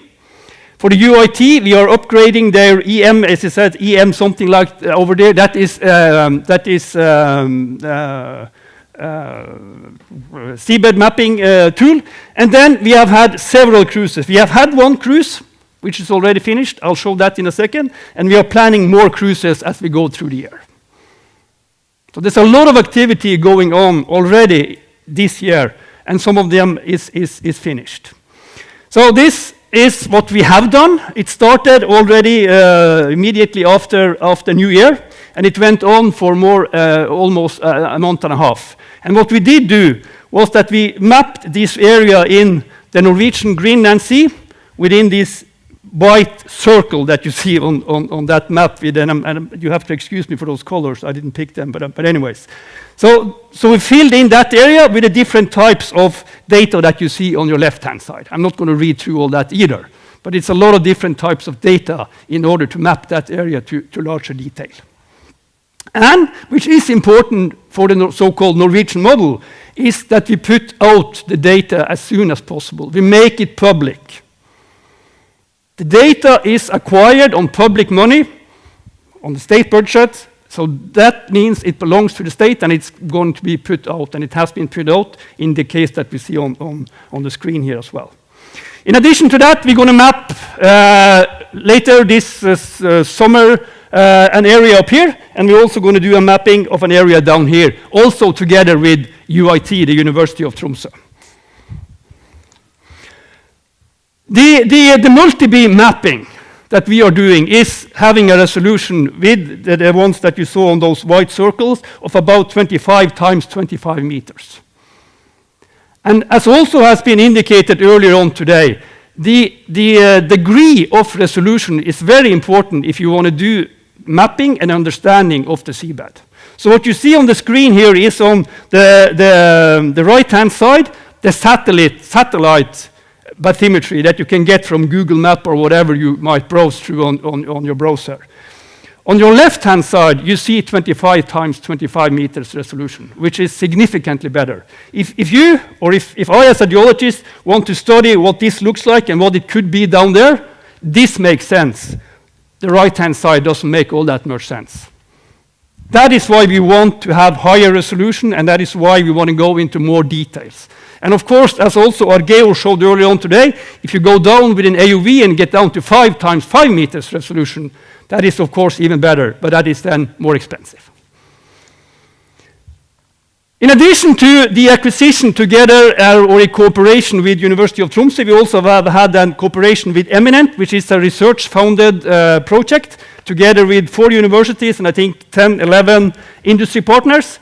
And we have done mapping in these areas that you see already up on the Jøtul field west of Svalbard, where we also found a new sulfide deposit. I'm going to show you that in a second. And we have done mapping in the southern part of the opening area in the Norwegian Greenland Sea, where we also experienced or found new seabed mountains, and where we also did a lot of acquisitions for Mariano, the mapping program on the Norwegian continental shelf, and with the Institute of Marine Research, or Havforskningsinstituttet. I'll show you that in a second. This is what a sulfide looks like, the one that you saw a sample of earlier on. And this is the one that University of Bergen and we discovered on that mapping cruise just before Easter this year. And again, it's indicated on the map where it is to be found. In the Norwegian Greenland Sea, we put out these measures, these meters, that is going to be standing for about a year. So these meters is from the Marine Research Institute, and it's going to measure currents and temperature for about a year. And that is also part of the agreement that we have with the ministry, that we should acquire data also for environmental reasons. On the right-hand side, you see push cores. Push cores is something that you just push in the seabed. We take it up and we analyze the data for biology, for geology, and for chemistry. And these data are also being given to Mariano or taken on behalf of Mariano, that other program that is running on the Norwegian continental shelf. So what do we do with the data? There are two main reasons why we acquired this data. One is the environmental data. And it is the baseline. What does it actually look like out there before we start doing anything? That is the baseline study. And then you see a lot of pictures that just shows different types of environmental acquisition, and I'm not going to go through all that. So that's the other one. And then, of course, if we are doing anything, we also need to survey what is happening down there if there is any activity. So those are the two key parts of the environmental data that we acquire, or two reasons why we acquired environmental data. And then we also have tried to apply, or others have tried to apply artificial intelligence in order to actually map what is down there, because we have a lot of video, we have a lot of 4K, we have a lot of high resolution, and that is what you see on that right-hand side. It's a picture of the seabed, and then you're wondering what is actually on that seabed. And then as you train the data or the machine, you can actually manage to have the machine go through a lot, several thousands of movies and pictures to actually systematize what we do have down there in terms of biology, to put it that way. And it has even been published, it's shown down here, and it's something that has really been useful for understanding especially the biology of the subsurface, or of the surface, not the subsurface.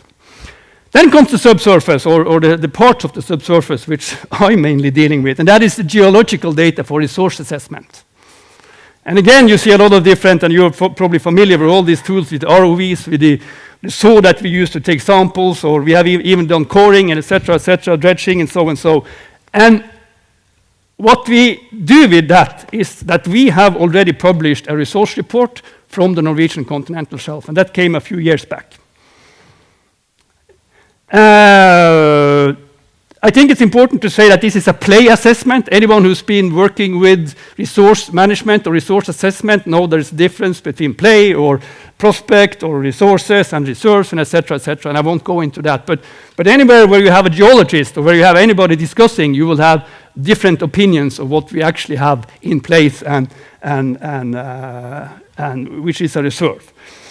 But this one was published, and what we really have done, and this is also, if you don't remember anything else, remember that in addition to what I said earlier on today, my main focus as a geologist is trying to reduce or mitigate the uncertainty in the resource assessment with all those data and the models that I get.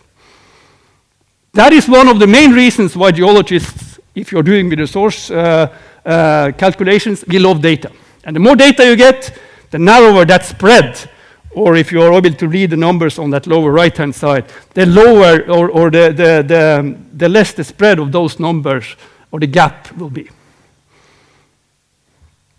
So that is key, and for what we have done so far, that spread is pretty large for the seabed minerals. And that is the way it usually is also if you go to petroleum or any other types of resources in an early stage of exploration. But what we have done is that we have put our neck out and we have said that based on what we know so far, these are the resources that could be in place on the Norwegian continental shelf in terms of all these different minerals. Copper, and I'm sorry for this being in Norwegian, but if you're familiar with the abbreviation, you can say copper, zinc, gold, silver, etc. And what we have done, and that is the number that you see on the right-hand side, we have said that if we were to replace all production of copper in the world, we could do that for 1.8 years. Or for zinc, we could do it for 3.8 years. Or for silver, for 3.6, for cobalt, for 28.6, and et cetera, et cetera, et cetera. And of course, there's a big uncertainty in this, and that's what I said, me as a geologist would try to mitigate, is to get more certainty about those numbers. The point is not to be sort of fixed on exactly the number. The point is to show that we do think that there are big potential and resources for minerals on the Norwegian continental shelf. So, I'm going to round up. We have acquired a lot of data already on the Norwegian continental shelf. We think we are able to get up to 60,000 square kilometers of multi-beam data this year. In addition to high resolution and video, etc., both for environmental purposes but also for resource mapping. We will purchase Deepsea AUV and also other equipments to the universities.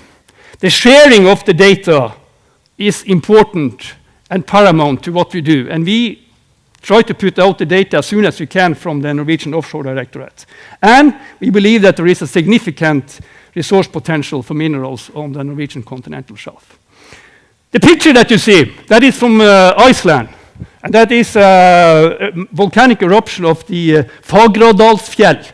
And why do I show that? Well, just to sort of round up, that is exactly the same processes that we have along the mid-ocean ridge in terms of geology. They don't have all the amount of sulfides that we have because they don't have all that water.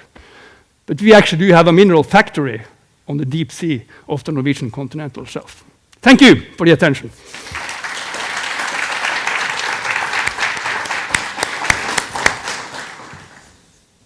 Thank you very much, Stig Morten. Very good.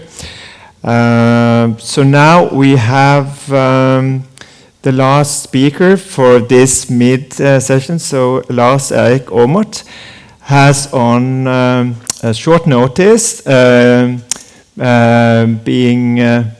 become ready to give the talk on behalf of the Ministry of Energy. So the State Secretary, Elisabeth Sæther, could not make it, but you're here. So give him a big hand. Thank you. So I'm sorry for you that you were not able to meet the State Secretary or the Deputy Minister, but she was this morning called to the budget meetings in the Parliament. So that was the reason for a civil servant like me stepping in. And my role is, I'm heading up the oil and gas department in the ministry, and this department has responsibility for the management of our oil and gas resources, the CO2 storage resources, and our seabed mineral resources. So that's why I'm stepping in.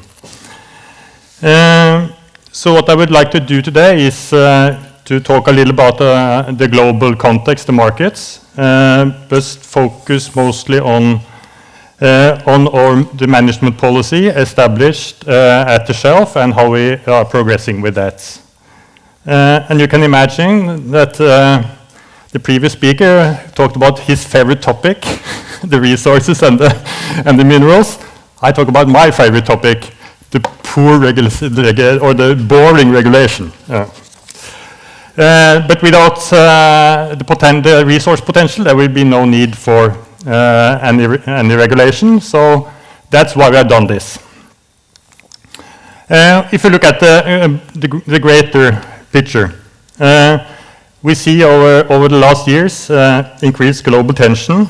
You have the horrible war in Ukraine that then turned the relationship with Russia for the West upside down, and the important and steadily growing role of China globally has increased tensions between the US and China and between Europe and China, and not least in trade and economic cooperation.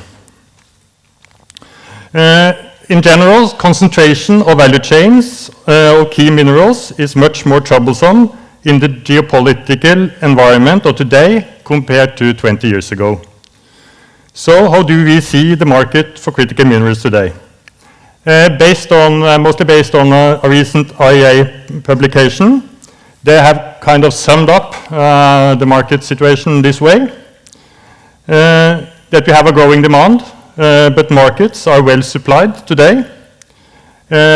for some of the minerals, you see downward press on prices and high volatility, higher than for oil and gas. You see that projected supply-demand balances are improving over the next 10 years. However, copper is seen as a major concern. You see that markets have become even more concentrated in recent years, and the progress towards more diversification is slow. You see also an increasing vulnerability to supply shocks, and that export restrictions are proliferating. This slide illustrates well the Chinese dominance. So I'm sure you're not surprised that the Chinese are the red. So if you look at the light left on the slide, that's the concentration of refined products. You see the big share of China in key minerals, and it's also risen from 2020 to 24. To the right, you see the large role China has in global demand due to its size and being the industrial powerhouse of the world. And on key minerals, they even have a higher share in production. Therefore, the diversification is from the West seen is key for energy security, but also wider than that for the military needs and also for the economic security in general. And therefore, it's clearly worrisome that the critical minerals world has moved in the opposite direction in recent years. Especially important or especially worrisome is concentration if the dominant player use and or are willing to use this as a weapon to put limitations on trade in place. And the last years have seen many such restrictions put in place, as you see on the chart. The West is, as I mentioned, highly dependent on these international markets and imports. Therefore, we have seen ambitious measurements taken that have been launched around the world, for instance in the US, to address this concern. They have put the Critical Raw Material Act in place, and President Trump recently signed a deep-sea mining executive order. Within this context, we see a potential for our deep-sea mineral resources to be part of the future global production mix to kind of soften these worries. So let me turn home from this global backdrop to the management of our seabed minerals. We have put a framework in place already for a stepwise and responsible development. By that I mean we have the Seabed Mineral Act in place. The Parliament, the Storting, has opened an area, what you see in pink on the screen, for deep-sea mining activities. And we have put, and the Parliament has supported the management strategy for these resources proposed by the government. And the key element of that is that Norway shall be a world leader in fact and knowledge-based management of seabed minerals, as we have historic tradition for in other types of natural resources offshore. And we shall establish and maintain clear and predictable framework conditions for industry to take part of these efforts to produce any profitable resources we have. So what we have done further is to start what we call the first kind of market test, and that by launching the first licensing round back in April 2024. The proposed area, as also Stig Morten showed, is in yellow on the map. It was on public consultation in June last year. But due to a political compromise last year, the licensing round is paused until the next parliamentary term, and that will be after October this year. At least then it's the election. But that does not mean that this work has been stopped by the government. We are progressing as planned. Our work continues. We are in the process of establishing regulations under the Seabed Mineral Act, and we are progressing well. And we are doing more mapping of the resources and the environment. The more detailed regulation that we are working on is focusing on the exploration phase. It's among issues like data collection and reporting, confidentiality clauses, criteria for awards of licenses, and content of application for licenses and so on. And we are now in the progress of assessing the consultation input, and our aim is to finalize this by the end of August. The government has also, in 2025, increased the funding for resource and environment mapping from 30 million to 150 million, allowing Stig Morten to do the work he just presented. And we are also focusing on more general knowledge building through funding of R&D. So the R&D money from the state is 45 million Norwegian kroner, which is awarded to the Research Council, and they are calling for project on seabed mining. And there is also a new research strategy for the whole energy sector in Norway called Energy 2050. That includes also research on seabed minerals. This is also about building a new industry.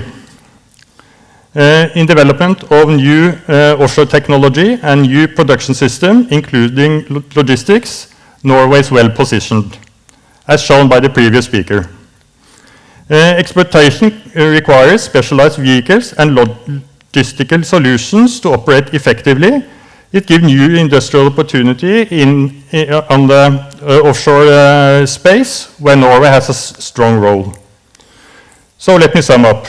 Seabed mineral is seen as a potential new Norwegian important ocean industry, important for employment and value creation. And our aim is to facilitate a profitable, prudent, and sustainable exploitation of our offshore mineral resources. That will include high standards for the environment and safety, and cooperation is key between all stakeholders to reach that. We have a good starting point with the resources and the framework, and we have long tradition for responsible resource management, which we'll take benefit of. And we also focus at the same time to develop technology and a competent industry that can take part of these new activities. Thank you.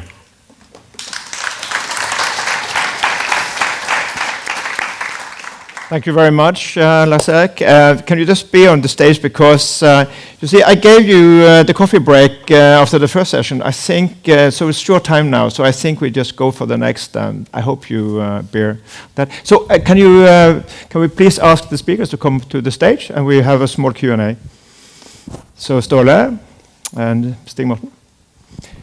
Any questions for? Yeah. Any questions from the audience?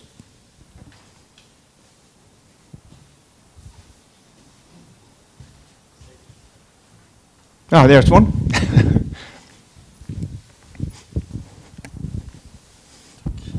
Hi, Lars Christian Trellevik, Adept Minerals. What's the plans for this summer, the Offshore Directorate survey-wise?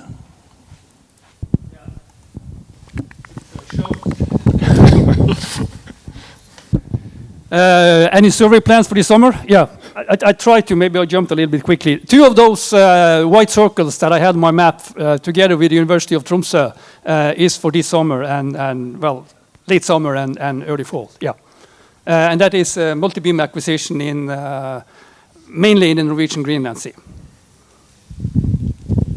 Was that partly what you wanted to hear? Okay.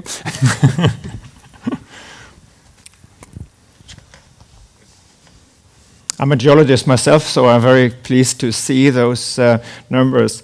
So, okay, so I have used that resource report from 2023, so much credit for your work there. And I've looked at the price, that's back to the economics like Ståle talked about, and I figured out there's a lot of money in this. Have you any resource assessment in terms of dollars? We have done the exercise. Yeah, I've done it myself, so I just want... Yeah, and I've done it as well. We have done it. Any numbers you can come up with? I think I'll leave that with the ministry. No, we don't. No, and leave it to no, Egil. I think we leave it like that. Okay. Well, I can reveal to you guys that when the announcement of the political 80-20, I think you Ståle mentioned the 80-20 decision of the parliament, when that came up, I was interviewed by BBC, in the evening news, and I said $1 trillion. That's to the investors of you. $1 trillion? It's not too far away. Ståle, you would like to comment on that? I don't know if I'm going to comment on the resource, but there is a saying in the oil and gas business that if the price is big enough, it will happen. And I guess $1 trillion is pretty big. But since I have the mic, I'd like to ask myself a question, if I may, because I just came to think about what happened to the details on the invitation to the ship owners in the room. It's a pity I don't have the presentation here anymore. It would have made it easier. But essentially, you saw the production system. There are 2 bulk carriers involved. We're talking about 70, 80,000 ton vessels, 2 of them. We are looking at building new ones, and this has to do with the disconnectable turret rather than starting to refit an existing bulk carrier. So 2 new builds, contracts 10 to 15 years. There's an open space in the consortium. Please get in touch. Not bad, Ståle. There's a question here. Please tell who you are also. Marianne Bruvoll from Nordea. So it's to Ståle. You show the graph with the positive cash flow from 2030. What assumptions do you have to put in place to get to that point? What are the key success factors to have a positive cash flow then? Well, that is a big question. If the question back then is how detailed do you want the assumptions? Now, what we have done, so we're going to be here for a while now, but what we've done through these years of research and designing the production concept is, of course, that we've been building up the cost analysis bottom up. So each and every element going into a production system has been accounted for. So that's the cost end of it. And as I said, there is a major advantage to be had against terrestrial mining. The assumption on volumes and price are much easier to give you. And that is the current copper price. So we have used around $10,000 on the copper price, and we're lifting 1.5 million tons of ore at an average. Actually, we have used 4% ore rate, but as I said, around 5 to 6% is what you can account for. So that would be the underlying numbers giving you on a project basis. Copper only, $500 million, include cobalt, and you can add, depending on the cobalt price, it was more than $50,000 when we did it, and now it's a bit lower, but in the hundreds of millions of dollars if we add cobalt. We see around 0.2% cobalt content in the resource. Yes, the regulatory schedule, you have better people to ask here than me, so I'm not going to speak for them. We hope that it's going to fall in place as soon as possible. As I mentioned, there's an 80-20 vote for opening in Parliament. We all expected it, the first license round, to start in the 4th quarter in 2024, and now we know what happened with the budget deal with the socialist left. So we're hoping it's going to happen then this fall, and we are ready to start. And we don't think we need a lot of time. Actually, there is. Let me qualify that a little bit. There is a lot of research still that needs to happen on the license-specific level, on the project-specific level, that needs to go into the authorities before we get a license to produce. Just let me be clear on that. But so that will take its time. But we have, and I hope I illustrated today, we are really ready to push the button, and the construction on this thing and to get the system out. I don't think we're looking at much more than 3 years, actually, say 3 to 4 years, and then there is research and we need to go ahead from the authorities. But Lars-Erik, would you like to take the famous last words on this session? Since you are the regulatory. I can comment on. Could you comment on this? On the last one, yeah, because please. As I said, the first licensing round has started, and we are ready to go forward as soon as our minister say so. Mm-hmm. That will not happen before after the election. But from that point, we need then to offer the starter round by inviting companies to apply for application, and that will be typically be kind of a few months time, and then and as a part of that, the applicants will be asked to put forward a work program for that license they are applying for, and that can last for some years, dependent on what the industry and supported by and offshore direct finds is a useful way forward. But what is clear is the last stop of that work program will be to submit a development plan or return the acreage to the state.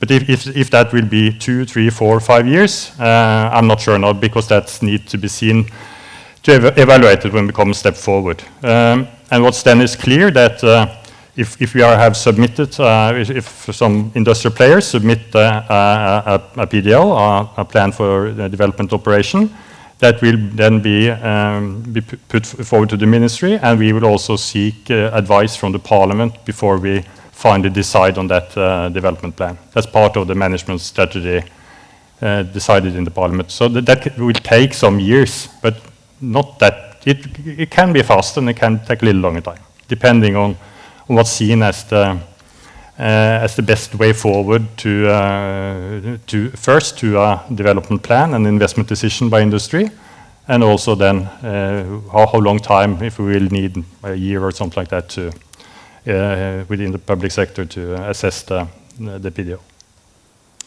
Fantastic. Thank you very much. Give a big hand to the speakers.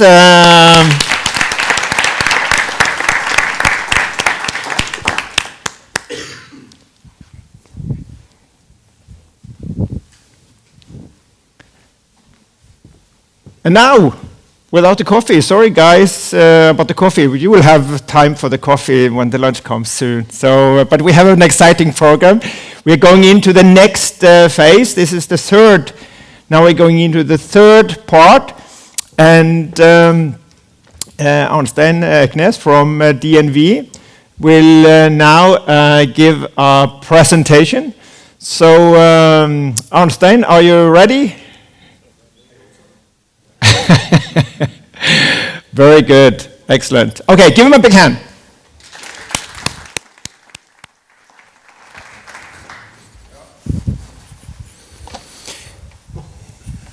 Yes, I hope the sound is working as well. Good. Thanks for inviting on this subject, possibilities and challenges in the maritime industry for this. And I think we've already learned a lot. Just a short backdrop of why I'm here. And the background, because the purpose of our company, we are owned by a foundation, and it's been the same purpose more or less since 1864, to safeguard life, property, and the environment. And then we also have a vision, which is to be a trusted voice to tackle global transformations. And I think what we are discussing today is actually part of a mechanism where we need both to renew the energy system of the world away from fossil towards renewables, and we need to kind of cater for how are we going to have resources to do that, what kind of resources are required. So one thing we do regularly, we're doing a lot of research into how could the future look like. We are trying to predict, to give strategic advice, and we have also, the last 5 years, published regular reports on the maritime forecast the trends on decarbonization and so on. And we have also looked into ocean space. What are the new emerging industries? What is the potential? And what became very clear for us was that the biggest challenge for us as a regulator and as a standard building company and best practice, we need more facts. And we definitely need more facts on what is the environmental background in order to kind of accelerate or speed up whatever processes we need in this industry. So we have developed, first I think we launched in 2016, a best practices for environmental performance and environmental mapping. And then together with the industry, last year we also published the ESG handbook together with a lot of industry players that have also been speaking here today. So I think when you open that handbook and see on the categories there are a lot of different categories to map. And if I take the position saying for the marine industry, those owning the vessels, those operating on the surface and so on, a lot of these items represent both possibilities and challenges. Because how do you twist this towards to fit this industry? But in general, the shipping segment is mature. Shipping is well regulated. We have heard today from the ambassador also talking about how this works for ISA. The comparable organization in shipping is IMO. So they are regulating. There are certificates, there are mechanisms that is making this smooth and easy. The challenge is, what is the purpose of using the vessels? What will they be used for? And as you can see and understand today, this is still a debate with different concepts. We don't know exactly how this will look like for all the players. What I can say is that different or conflicting or unclear frame conditions, that is something that shipping people don't like. And at the same time, it represents an opportunity. So the first runners, those that can really see a forecast, they are able to play and actually capitalize on this. And there is always risk capital available in shipping for doing things like this. The next slide the next slides I'm going to show is a lot of illustrations. That is just to show and highlight what kind of mapping could be useful for us as an industry, in addition to what you have seen. Because one thing is to map the minerals. What about the total activity in the ocean? When we start with the water depth, and then you can overlay, I mean, that's the reason. It's easier to do something on shallow rather than really deep. And it's always debatable what is deep. When the oil and gas industry, here you see red pipelines, and on the Norwegian shelf you also see a lot of installations. This is the southern part of the North Sea. When we are aware that behind each of these dots there are investigations, there has been doing seismic activities, different type of exploratory activities. Oil and gas started close to shore and have gone further and further out. They started shallow, went deeper and deeper and deeper. When we first found oil in Norway, it was with vessels from Gulf of Mexico. Then we quickly learned that the vessels, the fishing vessels we have, are better to operate in the North Sea than the Gulf of Mexico offshore vessels. So we developed a separate industry on that. To do it safer, to do it all the year, not just seasonal, but full year operation. And then the subsea industry came. Why put all the assets, build it out there offshore? Why not build it on shore and float it out and install it? And why have everything asset on the top? Why not making it subsea on the seabed? All of these different segments have kind of played out each other, and each of them are coming with a new competitive advantage. Then we overlay the shipping lanes. There's a lot of traffic out there. This is actually the most congested area in the world with regard to traffic. Or maybe with some exemptions if you're looking at Singapore, if you're looking at certain niche on very local area. But this is a busy area for shipping. And as has been mentioned earlier, there's a lot of fishing activities taking place. Where are they and when are they there? And they don't want to be disturbed. They don't want to lose their right to the sea bottom because they think they have it. Do they have it? It's definitely a stakeholder we need to involve and discuss with, and the best could be if we're creating a win-win situation that we can play together and find out what are the rules of the game. Then we can add the wind farms that are being planned and already started to be built. A lot, UK, England is leading right now, well, behind actually China. UK were leading until 2022 on offshore wind, and right now it is China having the most installed wind farms offshore. But Europe is really a magnet for this type of activity. That's a location where it's happening. You also see the defense areas here, where there are protected rules of the game because someone wants to test and someone wants to shoot and someone wants to do exercise.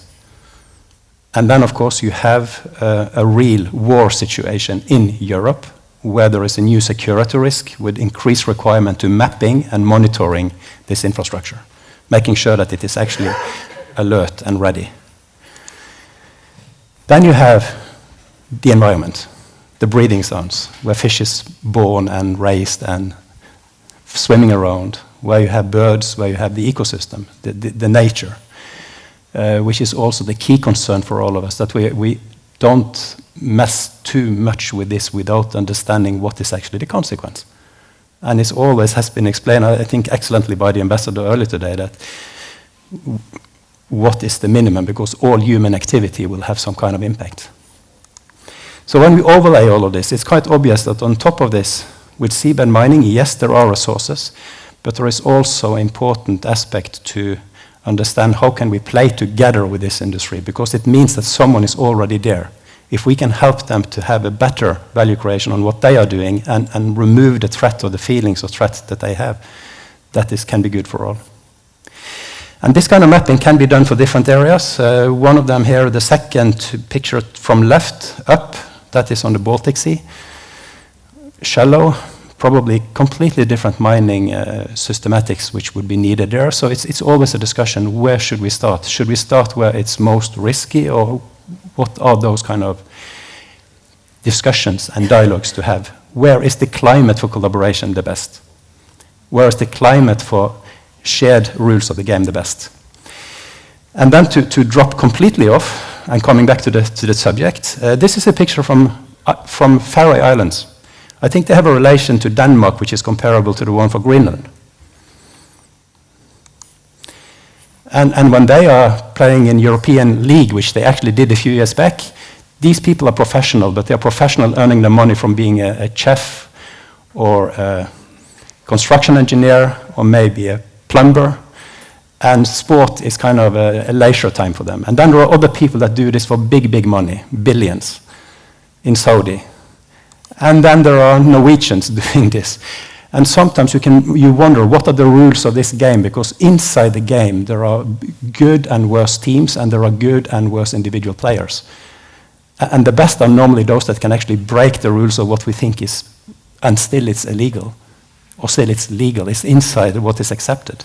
And then there are other people in the world that say that, no, this is not football, this is football. This is the real football. Also played on a track. So just be aware that when we are talking about maritime industry, when we're talking about the offshore industry, even in Norway, if people are looking to us and say that, yes, we have a good regime for taking care of the resources, there is always an awareness that if the left-hand side is the shipping side, then we have a focus on kind of, we have a compliance focus and we have a certification focus, so you don't necessarily need to prove everything up front. You can prove by evidence of history. On the other side, if that is petroleum, then you really have a culture that you need to come with evidence up front. So to comply means actually quite a lot with regard to difference of analysis and so on, and we need to find out how to work together. So even here, if we can collaborate, there are space for improvement. And what are the rules of the game if one ship segment is going to support an industry where the expectations are different? That is something to be aware of. The challenge for all of us, safeguarding each vessel and the fleet. Now I'm looking from a maritime perspective. The key technologies that are critical for the operation and also the operations as such. And I think this map, this is showing what typically is needed to develop a wind farm. And knowing that oil and gas started on land and went deeper and deeper and deeper, the same is happening with wind, close to shore, going further and further out, and now it's also moving away from bottom fixed to floating. And it's moving in the direction where you can standardize more and more. And at the same time, we are learning more and more about the ecosystem, and more about what should we actually have done. And we don't want to have too much sunken cost. We want to have the freedom to play a bit around when we are developing what is the most effective way to do this. But as you can see, it's a lot of vessels involved. These are different ship types involved. Approximately 20 ship types per project or per site. And many, many more vessels. And this can also be fishing vessels as a guard vessel. It can be different type of existing vessels which are there, and they can play a role in this bigger picture to collect information and support. So to map this part of the ecosystem, my statement today is not the lack of vessels. That will not be the difficult part. It will not be technology which is the difficult part. It will be to make the ecosystem work. I think it was also Green Minerals that mentioned that the whole, the loop here, the cycle through everything, to make sure that all these is like the complete picture is full. If you remove one piece, it's not complete, and then it will kind of not go smooth. So to start small or to start in one area and not think global a solution, that is part of the key here.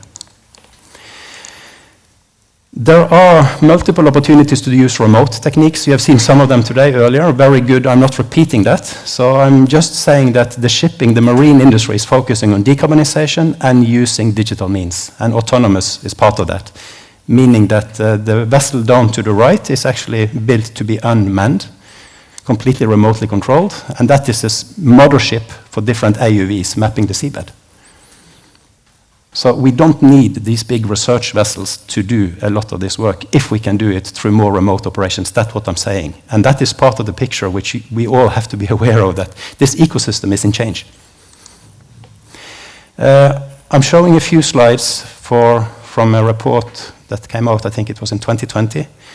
A lot of organizations were behind supporting this. I don't have that slide with me, but this is, for me, this is called the Rystad report, but you can just Google it up and read it.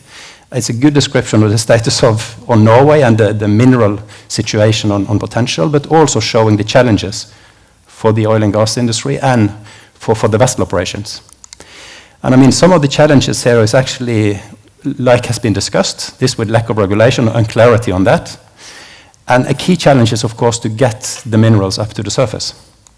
So if I'm putting all of this together, I'm saying that what is mission-critical capabilities, that is something for this industry to define. It's not about the ship as such, but what will the ship deliver? What is the role of the platform? And we know that there is a lot of wear and tear, which will be in the pipelines or in the transportation system, which is different from oil and gas. So we know that it's not just copy-pasting the same model in. We know that there are probably components and systems there where we have to replace more often for this to work. And there is also a big uncertainty regarding the totality of this. So when the totality is not in place, when you really cannot see that the value chain is flowing, then there is a higher risk for those individual companies involved. For those that are going to build a ship, how generic can I make it? What if your contract is cancelled? Can I move to a different location? If not, the banks will say, sorry, Mac, no money from me. If you can have multi-purpose, you open up the market potential, but then at least you will not be the same, you will not normally not have the same efficiency when you're doing your services. So this with specialization and generic, that is a dilemma that we have to explore more. Try to sum it quickly up. I think the concept and value chain development will continue to take place. There will be different concepts for different areas and different water depths, most likely. It was very nice to see the presentations earlier today, because this is, in many ways, this is like a child ready to start walking by itself, but it's still crawling a bit, and we need it to raise up. And still, most people, they have a period of growth before they will really become adults and have that maturity part of it. Clarity on framework, renewable energy and more resources, important. And collaboration is the key to unlock this potential. I think shipping is ready to support, but shipping need more clear instruction on what shall we do or what is required from us. Please reach out to me. I'm here the rest of the day. I'm around. You can have the slides if you want. Just contact me. Thanks a lot.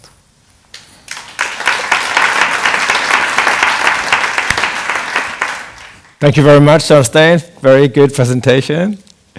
So now we will hear from A-Depth, from the CEO of A-Depth, Anette Broch-Mathisen Tvedt. She will give us some insights. So, oops, be careful. Okay.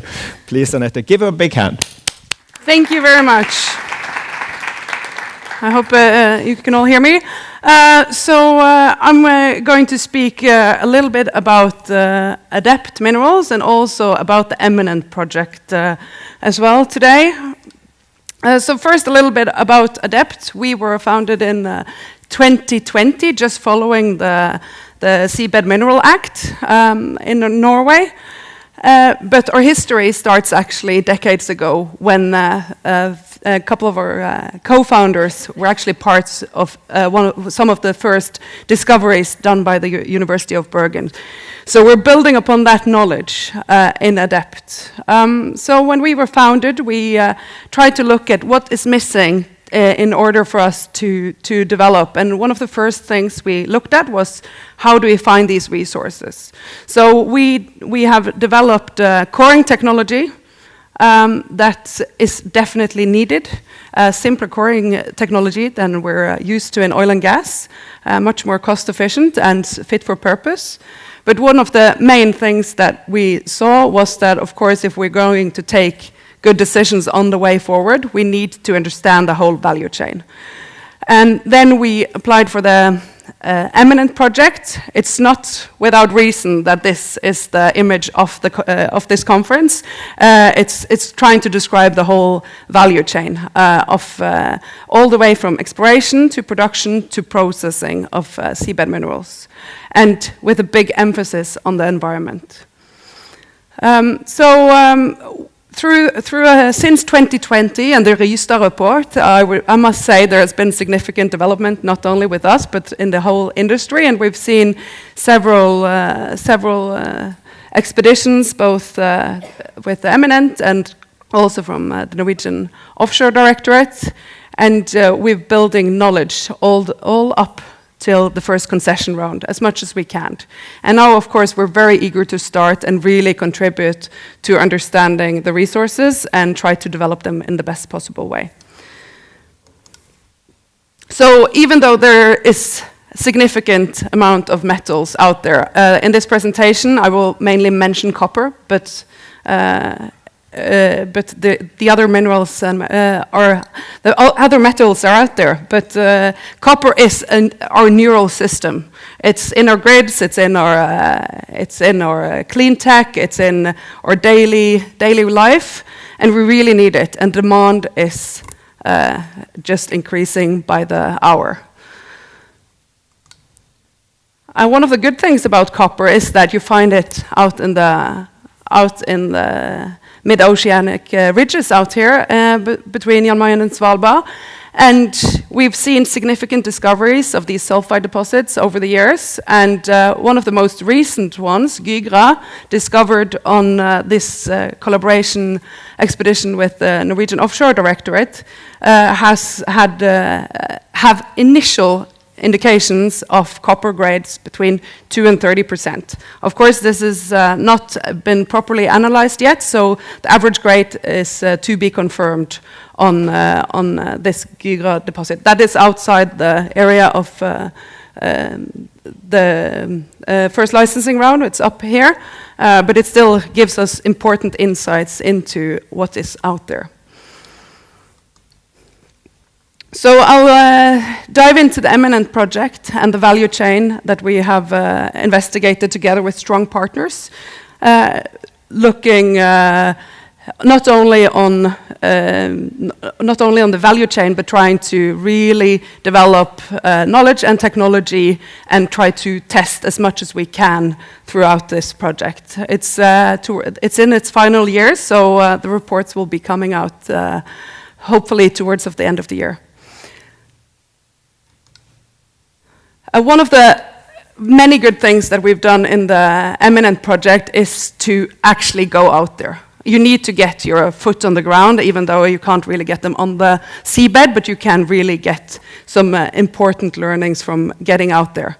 So we have had 3 expeditions within the project. We've called them Deep Insight 23, 24, and 25, because it's really trying to give us insight into How do we operate? How do these extinct SMS deposits look like? What are the size? What are the concentrations? What water depth can we find them on? And what data can we collect in parallel? And what data are we missing? And how can we improve our data collections and operations? And I must say, it's for our sake, since the Rystad report or since the Mineral Act came in place, we've really seen a significant increase in competence, in development of technology. It's really been fruitful to have the industry and research institutions collaborate on developing tools and knowledge for this industry that is ahead of us. So we've learned quite a bit about how we are to explore, what platforms we are to use, at what time we are to use them. So when we map regionally, we don't need a large vessel, we don't need a large platform, but the more mature we go when we are trying to make our discoveries, the larger and larger the platforms become, and when we are heading into kind of the appraisal phase of a discovery, we will see more tools in the water as we move along. In terms of production, I'm happy to see NOV presenting some of the different ways of producing these minerals from the seabed just after me, so I'll not dive into detail. But what is certain is that we need to find the resource before we can actually decide on the end solution. So whether we'll use a riser system or a skip lift or that, we need to explore more when we have actually found the deposits we want to mature. But what is certain is that we need ships on the oceans to ensure that this is brought back to shore. I would like to say also a little bit about the processing bit. We worked quite a bit on processing in the Eminent project. We have tried to find out how do we best process these minerals through beneficiation and to end product. And what we've seen from the samples that we've looked at is that some of the samples that are collected during the research campaigns can actually go straight into the smelter.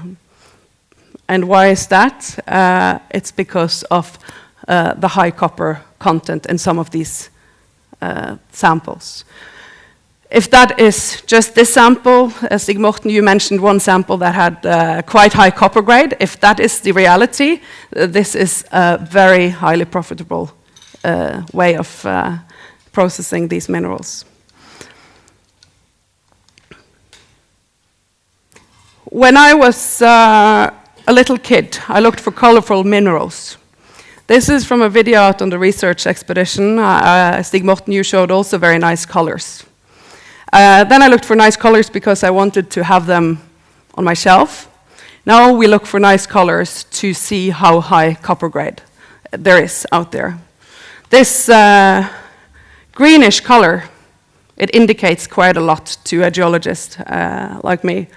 And even more so, these purple and green colors, they indicate that these rocks contain between 20 and 30%, maybe even more. So we call them peacock ore. That's a term that is actually out there. But if this is actually the reality of out there, then these high-grade peacock ores from the Norwegian EZ can actually cover the increasing copper demand by far. So I would say maybe the Norwegian Offshore Directorate's estimates are conservative. Let's see. We're looking forward to the first concession round to actually understand this and really contribute to deliver valuable minerals for Norway and for the security of our country. Thank you.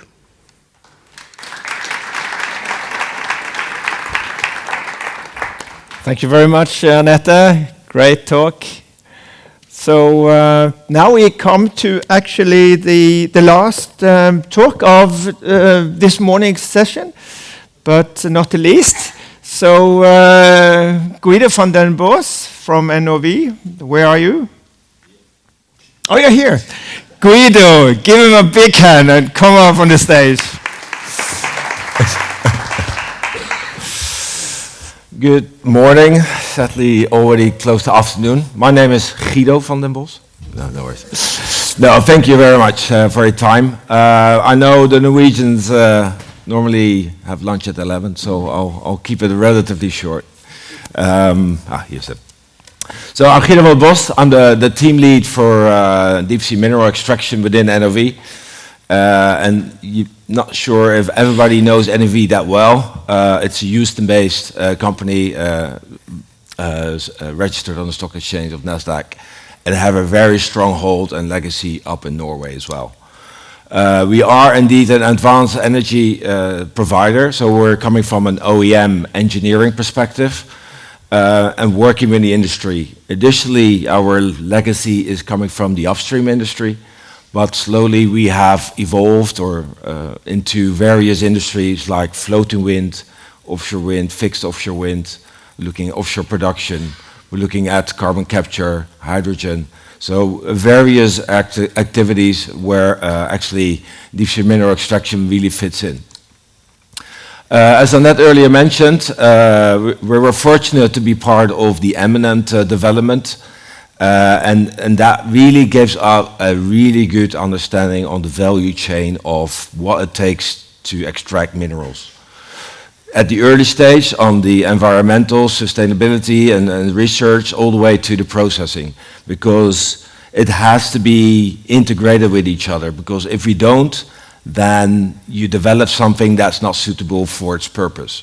So understand what is out there has an impact on your technology, and of course whatever you extract has an impact on your processing. Because if you produce too much and you can't process it, maybe that's, or the vice versa, you produce too less for your plant to do. So they have to be lined up. So we are the road from exploration to exploration. I will be focusing a little bit more on the Norwegian continental shelf parts, but I'll touch on a couple of things on nodules as well. NOV has been, through the years or decades, very familiar to take on big projects. The drill ships, the jackouts, the semis, and also land rigs. So having that expertise gives the understanding and also the viability of projects to develop and support the industry in that way. Of course, that's not going to happen overnight. This is a journey to take. As probably already mentioned earlier today, this morning, the steps we have to take is understand the problem, address the problem, do concept, go into detail, work with the industry, because we as an OEM and industry, we cannot do it alone. We have to work together with our stakeholders, either concession-wise, environmental, future contractors, and of course we need to be compliant with the relations there. So that's why this is very critical. This is always the first slide to pull up actually when I speak to customers. It's from this is the journey. If you want to produce in a period of time, then we'll have to talk earlier, because these are not 1 year conversations. The other parts, because we have Gusto MSC in our portfolio, so more the vessel designers and vessel understanding, we look at different concepts what's suitable for the area. Some areas are more benign, so maybe drill ships are more suitable or at least drill ship-like vessels are suitable for the locations. And other areas, like the Norwegian continental shelf, are definitely harsh environments, where you start looking at semi foundations or flotations. But the problem there is are you getting it moored, but mooring has its limitation with water depth, so then you move into dynamic positioning. So again, that is a conversation to be held, what works in that given area. So we also look not only at the vessel, but we also start looking at the vertical transport system. Of course, we all know there's plenty out there, various shapes and forms and ideas and concepts. But we decided to look at, okay, let's stick to our core competencies. And of course, we being also a riser builder, and of course we're not the only ones, but we're having a high level of expertise there. So let's have a look from, if we really go in this industry, how can we make this zero discharge? Because there's areas in the world where we're currently in the upstream industry, for instance like Angola, where discharge from a vessel is not allowed.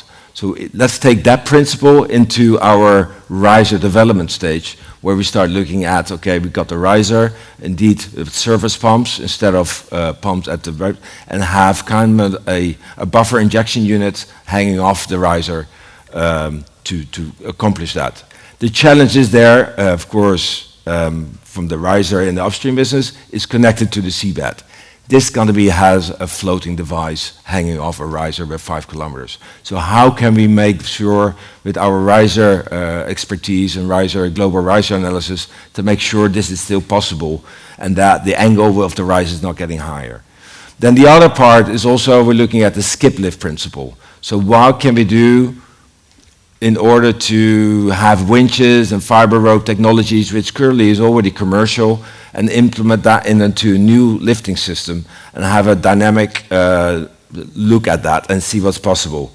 Both have the pros and cons, but both have the production rates. We're talking the 1,000 to 1,200 tons an hour compared to maybe a 400 or 500 tons an hour concept.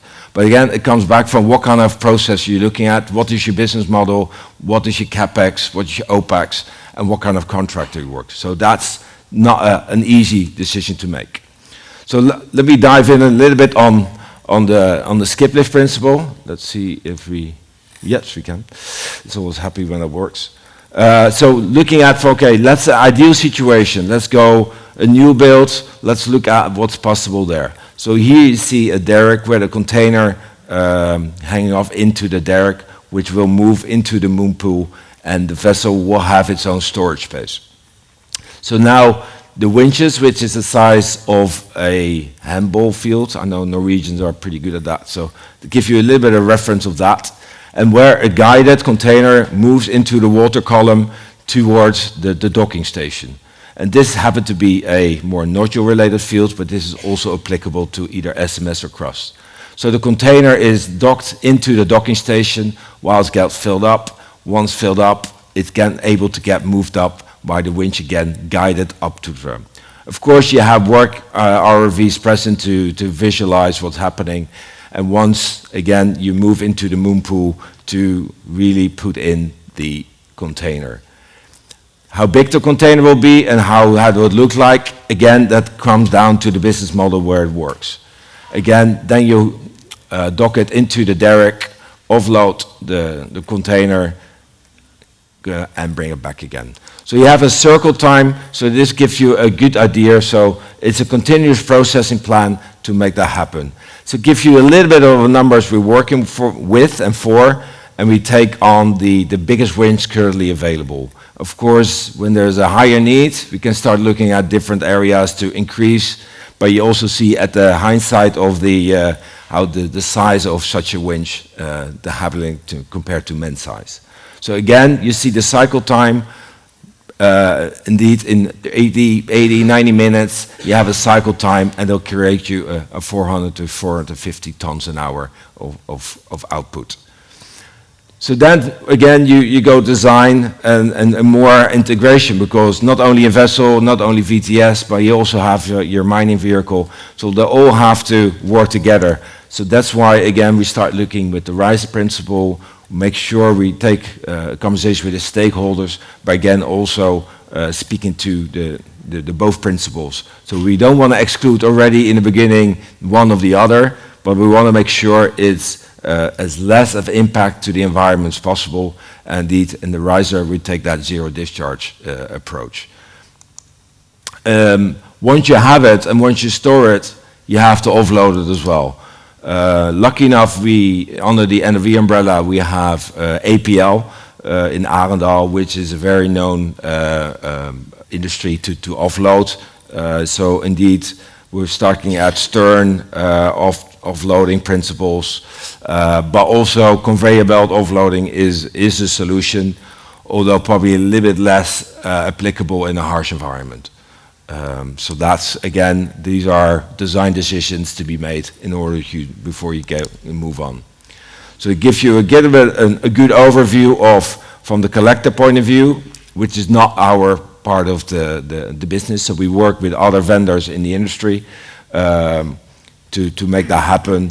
Look at in extracting, because then you know what kind of input you get from the collector system, what kind of slurry density you get in order to make your risers, so you can do your analysis of your flow, your global riser analysis, the weights you have to hang off on your derrick. So it's all have these principles you start looking at.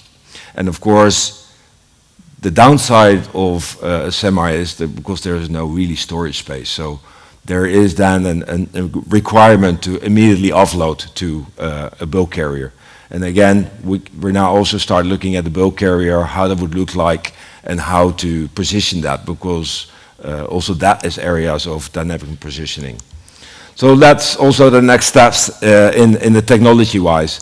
And of course, there's already stuff out there right now where what's going to happen. You see in the drilling space, upstream phase, you see robotics coming in, digitalization, which already convertible to this industry as well. We are also working on sails. We are currently getting built in Turkey on cargo vessels to reduce the emissions. Had various conversations yesterday with the likes of DNV and ABS. Would nuclear propulsion be an option in the future to indeed eliminate emissions? And how would that work in ports and in environments like that? So how can we capture kinetic energy? Because we're moving risers up and down once in a while. How can we capture that? And again, an proven technology in the upstream industry, actually here in Norway, we have the power blade to regenerate that energy and indeed to reduce the emissions. Again, we've got a good footprint to maintain and support the industry. Again, also, we look at maybe future is maybe standalone industry, right? Got remote support, remote operations. We already, again, proven technologies that is currently in the industry, which to make this industry more sustainable and proven for the future. So, thank you for your time.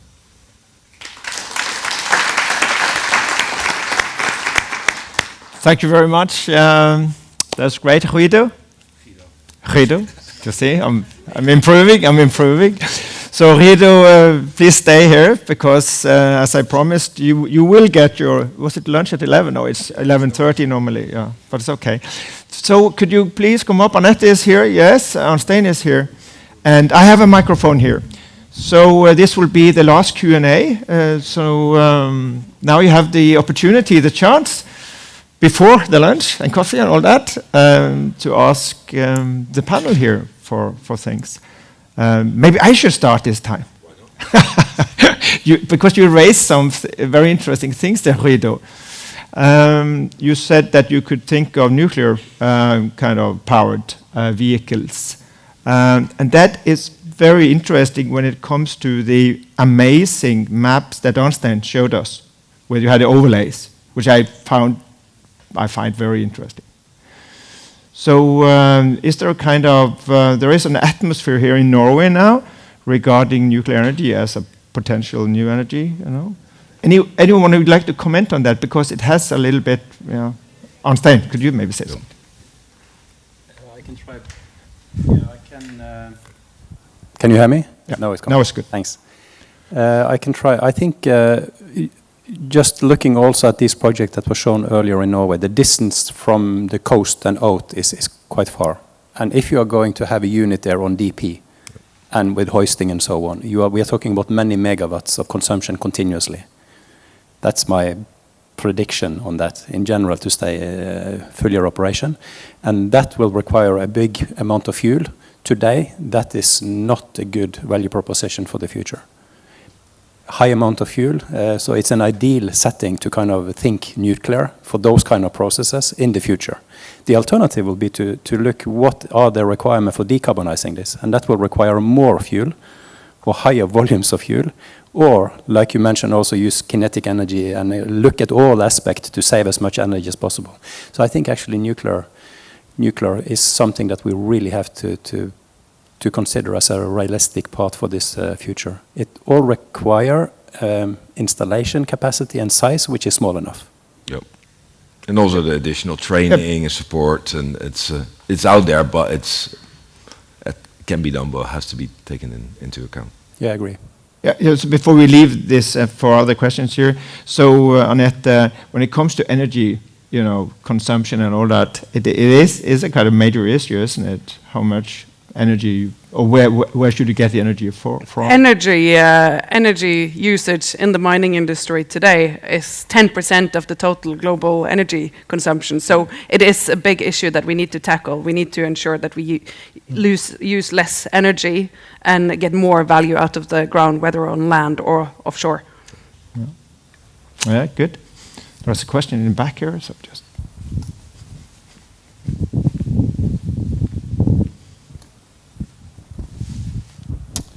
Hello, Jens Logesen from DNV here. The good news, I guess, with all kinds of marine minerals is that it's very high amounts of metals, maybe up to 15% of copper. The other part is it's still 85% of other mineral material. Have you thought a little bit about how we could use that?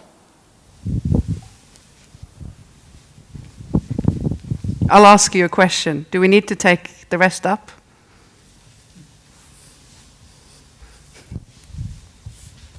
No, but so of course you would like to take up just what you need. But the other metals that are in a sulfide SMS body is of value as well. You find other metals that were mentioned here. Some have contain higher levels of zinc or nickel or even gold, and you do see quite a lot of these valuables. And then even though like a lot of these minerals out on the ocean floor is olivine, that's a mineral that is easy to find onshore and as well, but it can be used. If you pick it up, it doesn't mean that you need to throw it away. Then you can put it into roadworks, and it's even a potential carbon capture storage potential in the olivine itself. So of course we need to ensure that we use the most of the rock. You don't want to just use the copper. You want to use ensure that you use the secondary minerals in the rocks as well. But today, I forgot to say that. Like, I'm not sure if people are aware that the average copper grade in the mines today is 0.5%, meaning that in the average mine today, they have 99.5% of material that they need to take care of in some way or the other. So just increasing the copper grade significantly will reduce our waste material.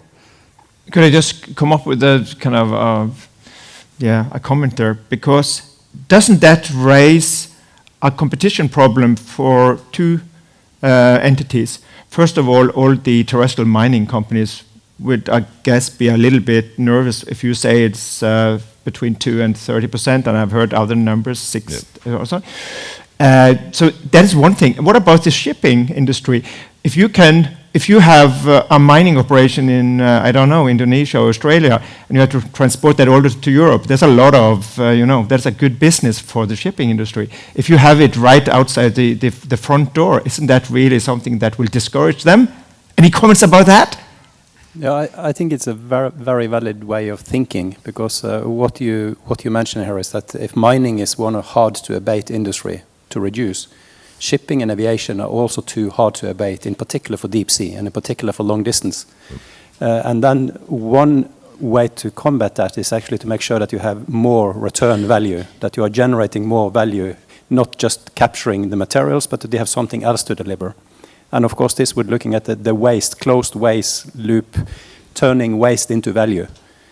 I recently was attending, it was a fishing seminar in Trondheim, where people from Iceland participated, and they had a very catchy illustration of a salmon, and if you produce that salmon for food, $100 in income.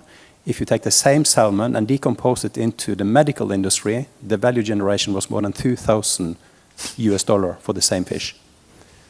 And this is an industry which is today using more and more of the residuals of something that we used to call waste. So what is waste for one industry can be a resource for another. So maybe this is a disruptive kind of link we have to look for. And I'm pretty sure if 10% of mining is on the CO2 map, shipping today is around 3%.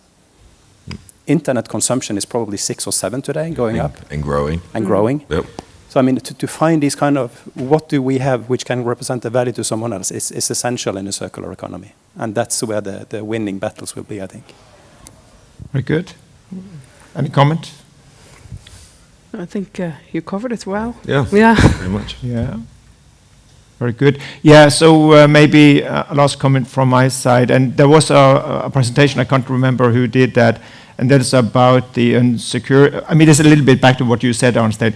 Now you have, I think China in the trade war with US, they have kind of, on their export ban list is something like, 10, 15 minerals.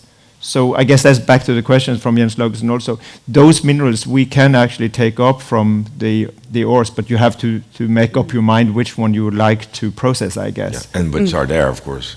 What's that? And which are there. Okay, it's more pronounced in nodules, but you wouldn't say everything is homogeneous in a continental shelf. So it's also a little bit, if you dive into more and you zoom into more, might come up with different minerals along the way. Yeah. But I mean, by not exploiting it, by not following the advice you said, understand, you become a geopolitical hostage, right? Yep, that's the alternative. I read a very interesting report from Carnegie, some institute in Carnegie in Washington, on the status of metal demand and what we have. And the NATO countries and the kind of the Western countries are worsely positioned than before the Second World War in terms of having the resources we need. So I'll send you the link for it. But it was quite, it's quite frightening to see that. So we need to ensure that we have the supply we need. Yep. Yeah, I think there's one, maybe two dimensions to this, and one of them is that if you think about container and shipping, that has been growing very, very much the last 20, 30 years, industrialization. The most famous cargo on these containers is actually air. They are empty because they have transport product somewhere and then they're going empty back. So to make sure that we can use more of this, filling it will be actually very, very important. And a second aspect in this is actually the resilience for geopolitical challenges. And that I think is one of the interesting part of this morning was to see that by finding more local resources or more resources and plugging and connecting to them, and then you are making yourself less vulnerable in case there is a geopolitical conflict, in case you're exposed to a geopolitical scenario which you don't manage because you need that value chain to supply yourself. And reduce your footprint, simple. Yeah. Reduce your carbon footprint and such. So there's a cascading effect on that. Correct. Yeah. So there are so many value chains that depends on other countries today. And if we are starting to make more and more complications in between, then you will need to go thinner and you will need to have more supplies from different sources. Yep. So this is complicated. It's kind of all tangled together. That's why we're here. Exactly. To solve the complicated problems. Give a big hand to the speakers.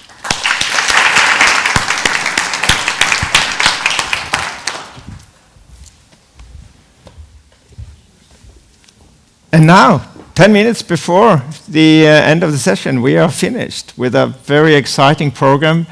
I would like to thank all the speakers and the attendees and all of you, basically, for being here and, completing the first Deepsea Minerals conference here at North Shipping. It's an honor and really a pleasure to have accomplished this. And when it comes to it's like, I don't know when they had the first conference about oil in the North Sea. I'm not sure if you can compare it with that, but it's a little bit around that time, around 1960, when people, I guess, gathered around to see what was all this about. I'm from Sola, from Stavanger area, so I was a small kid at that time, but there was no oil there. There was no nothing. It was absolutely a wasteland when it comes to oil and gas. I mean, it was, people will smile if you heard about oil and gas in Norway around 1960. And now see what we have. And this could also, of course, be the case for this deep sea minerals industry. So, and thanks to all of you who have shed light on so many aspects. And today it was really a fantastic event, I think, because we saw everything from the global perspective, from the legal perspective, from the business perspective, and geological perspective, and so on and so forth. Really fantastic. So it opened up my mind. I've seen a few presentations, but it's really an eye-opener. And I'm really pleased to have completed this. So with this, I end this conference on deep sea minerals, and I wish you a good lunch, and hope to see you around at North Shipping. And please, don't forget the Blue Talks at 3 o'clock in Hall D. That's also about deep sea minerals, and we'll have a great Blue Talks continuing this. Okay, big hand to us all.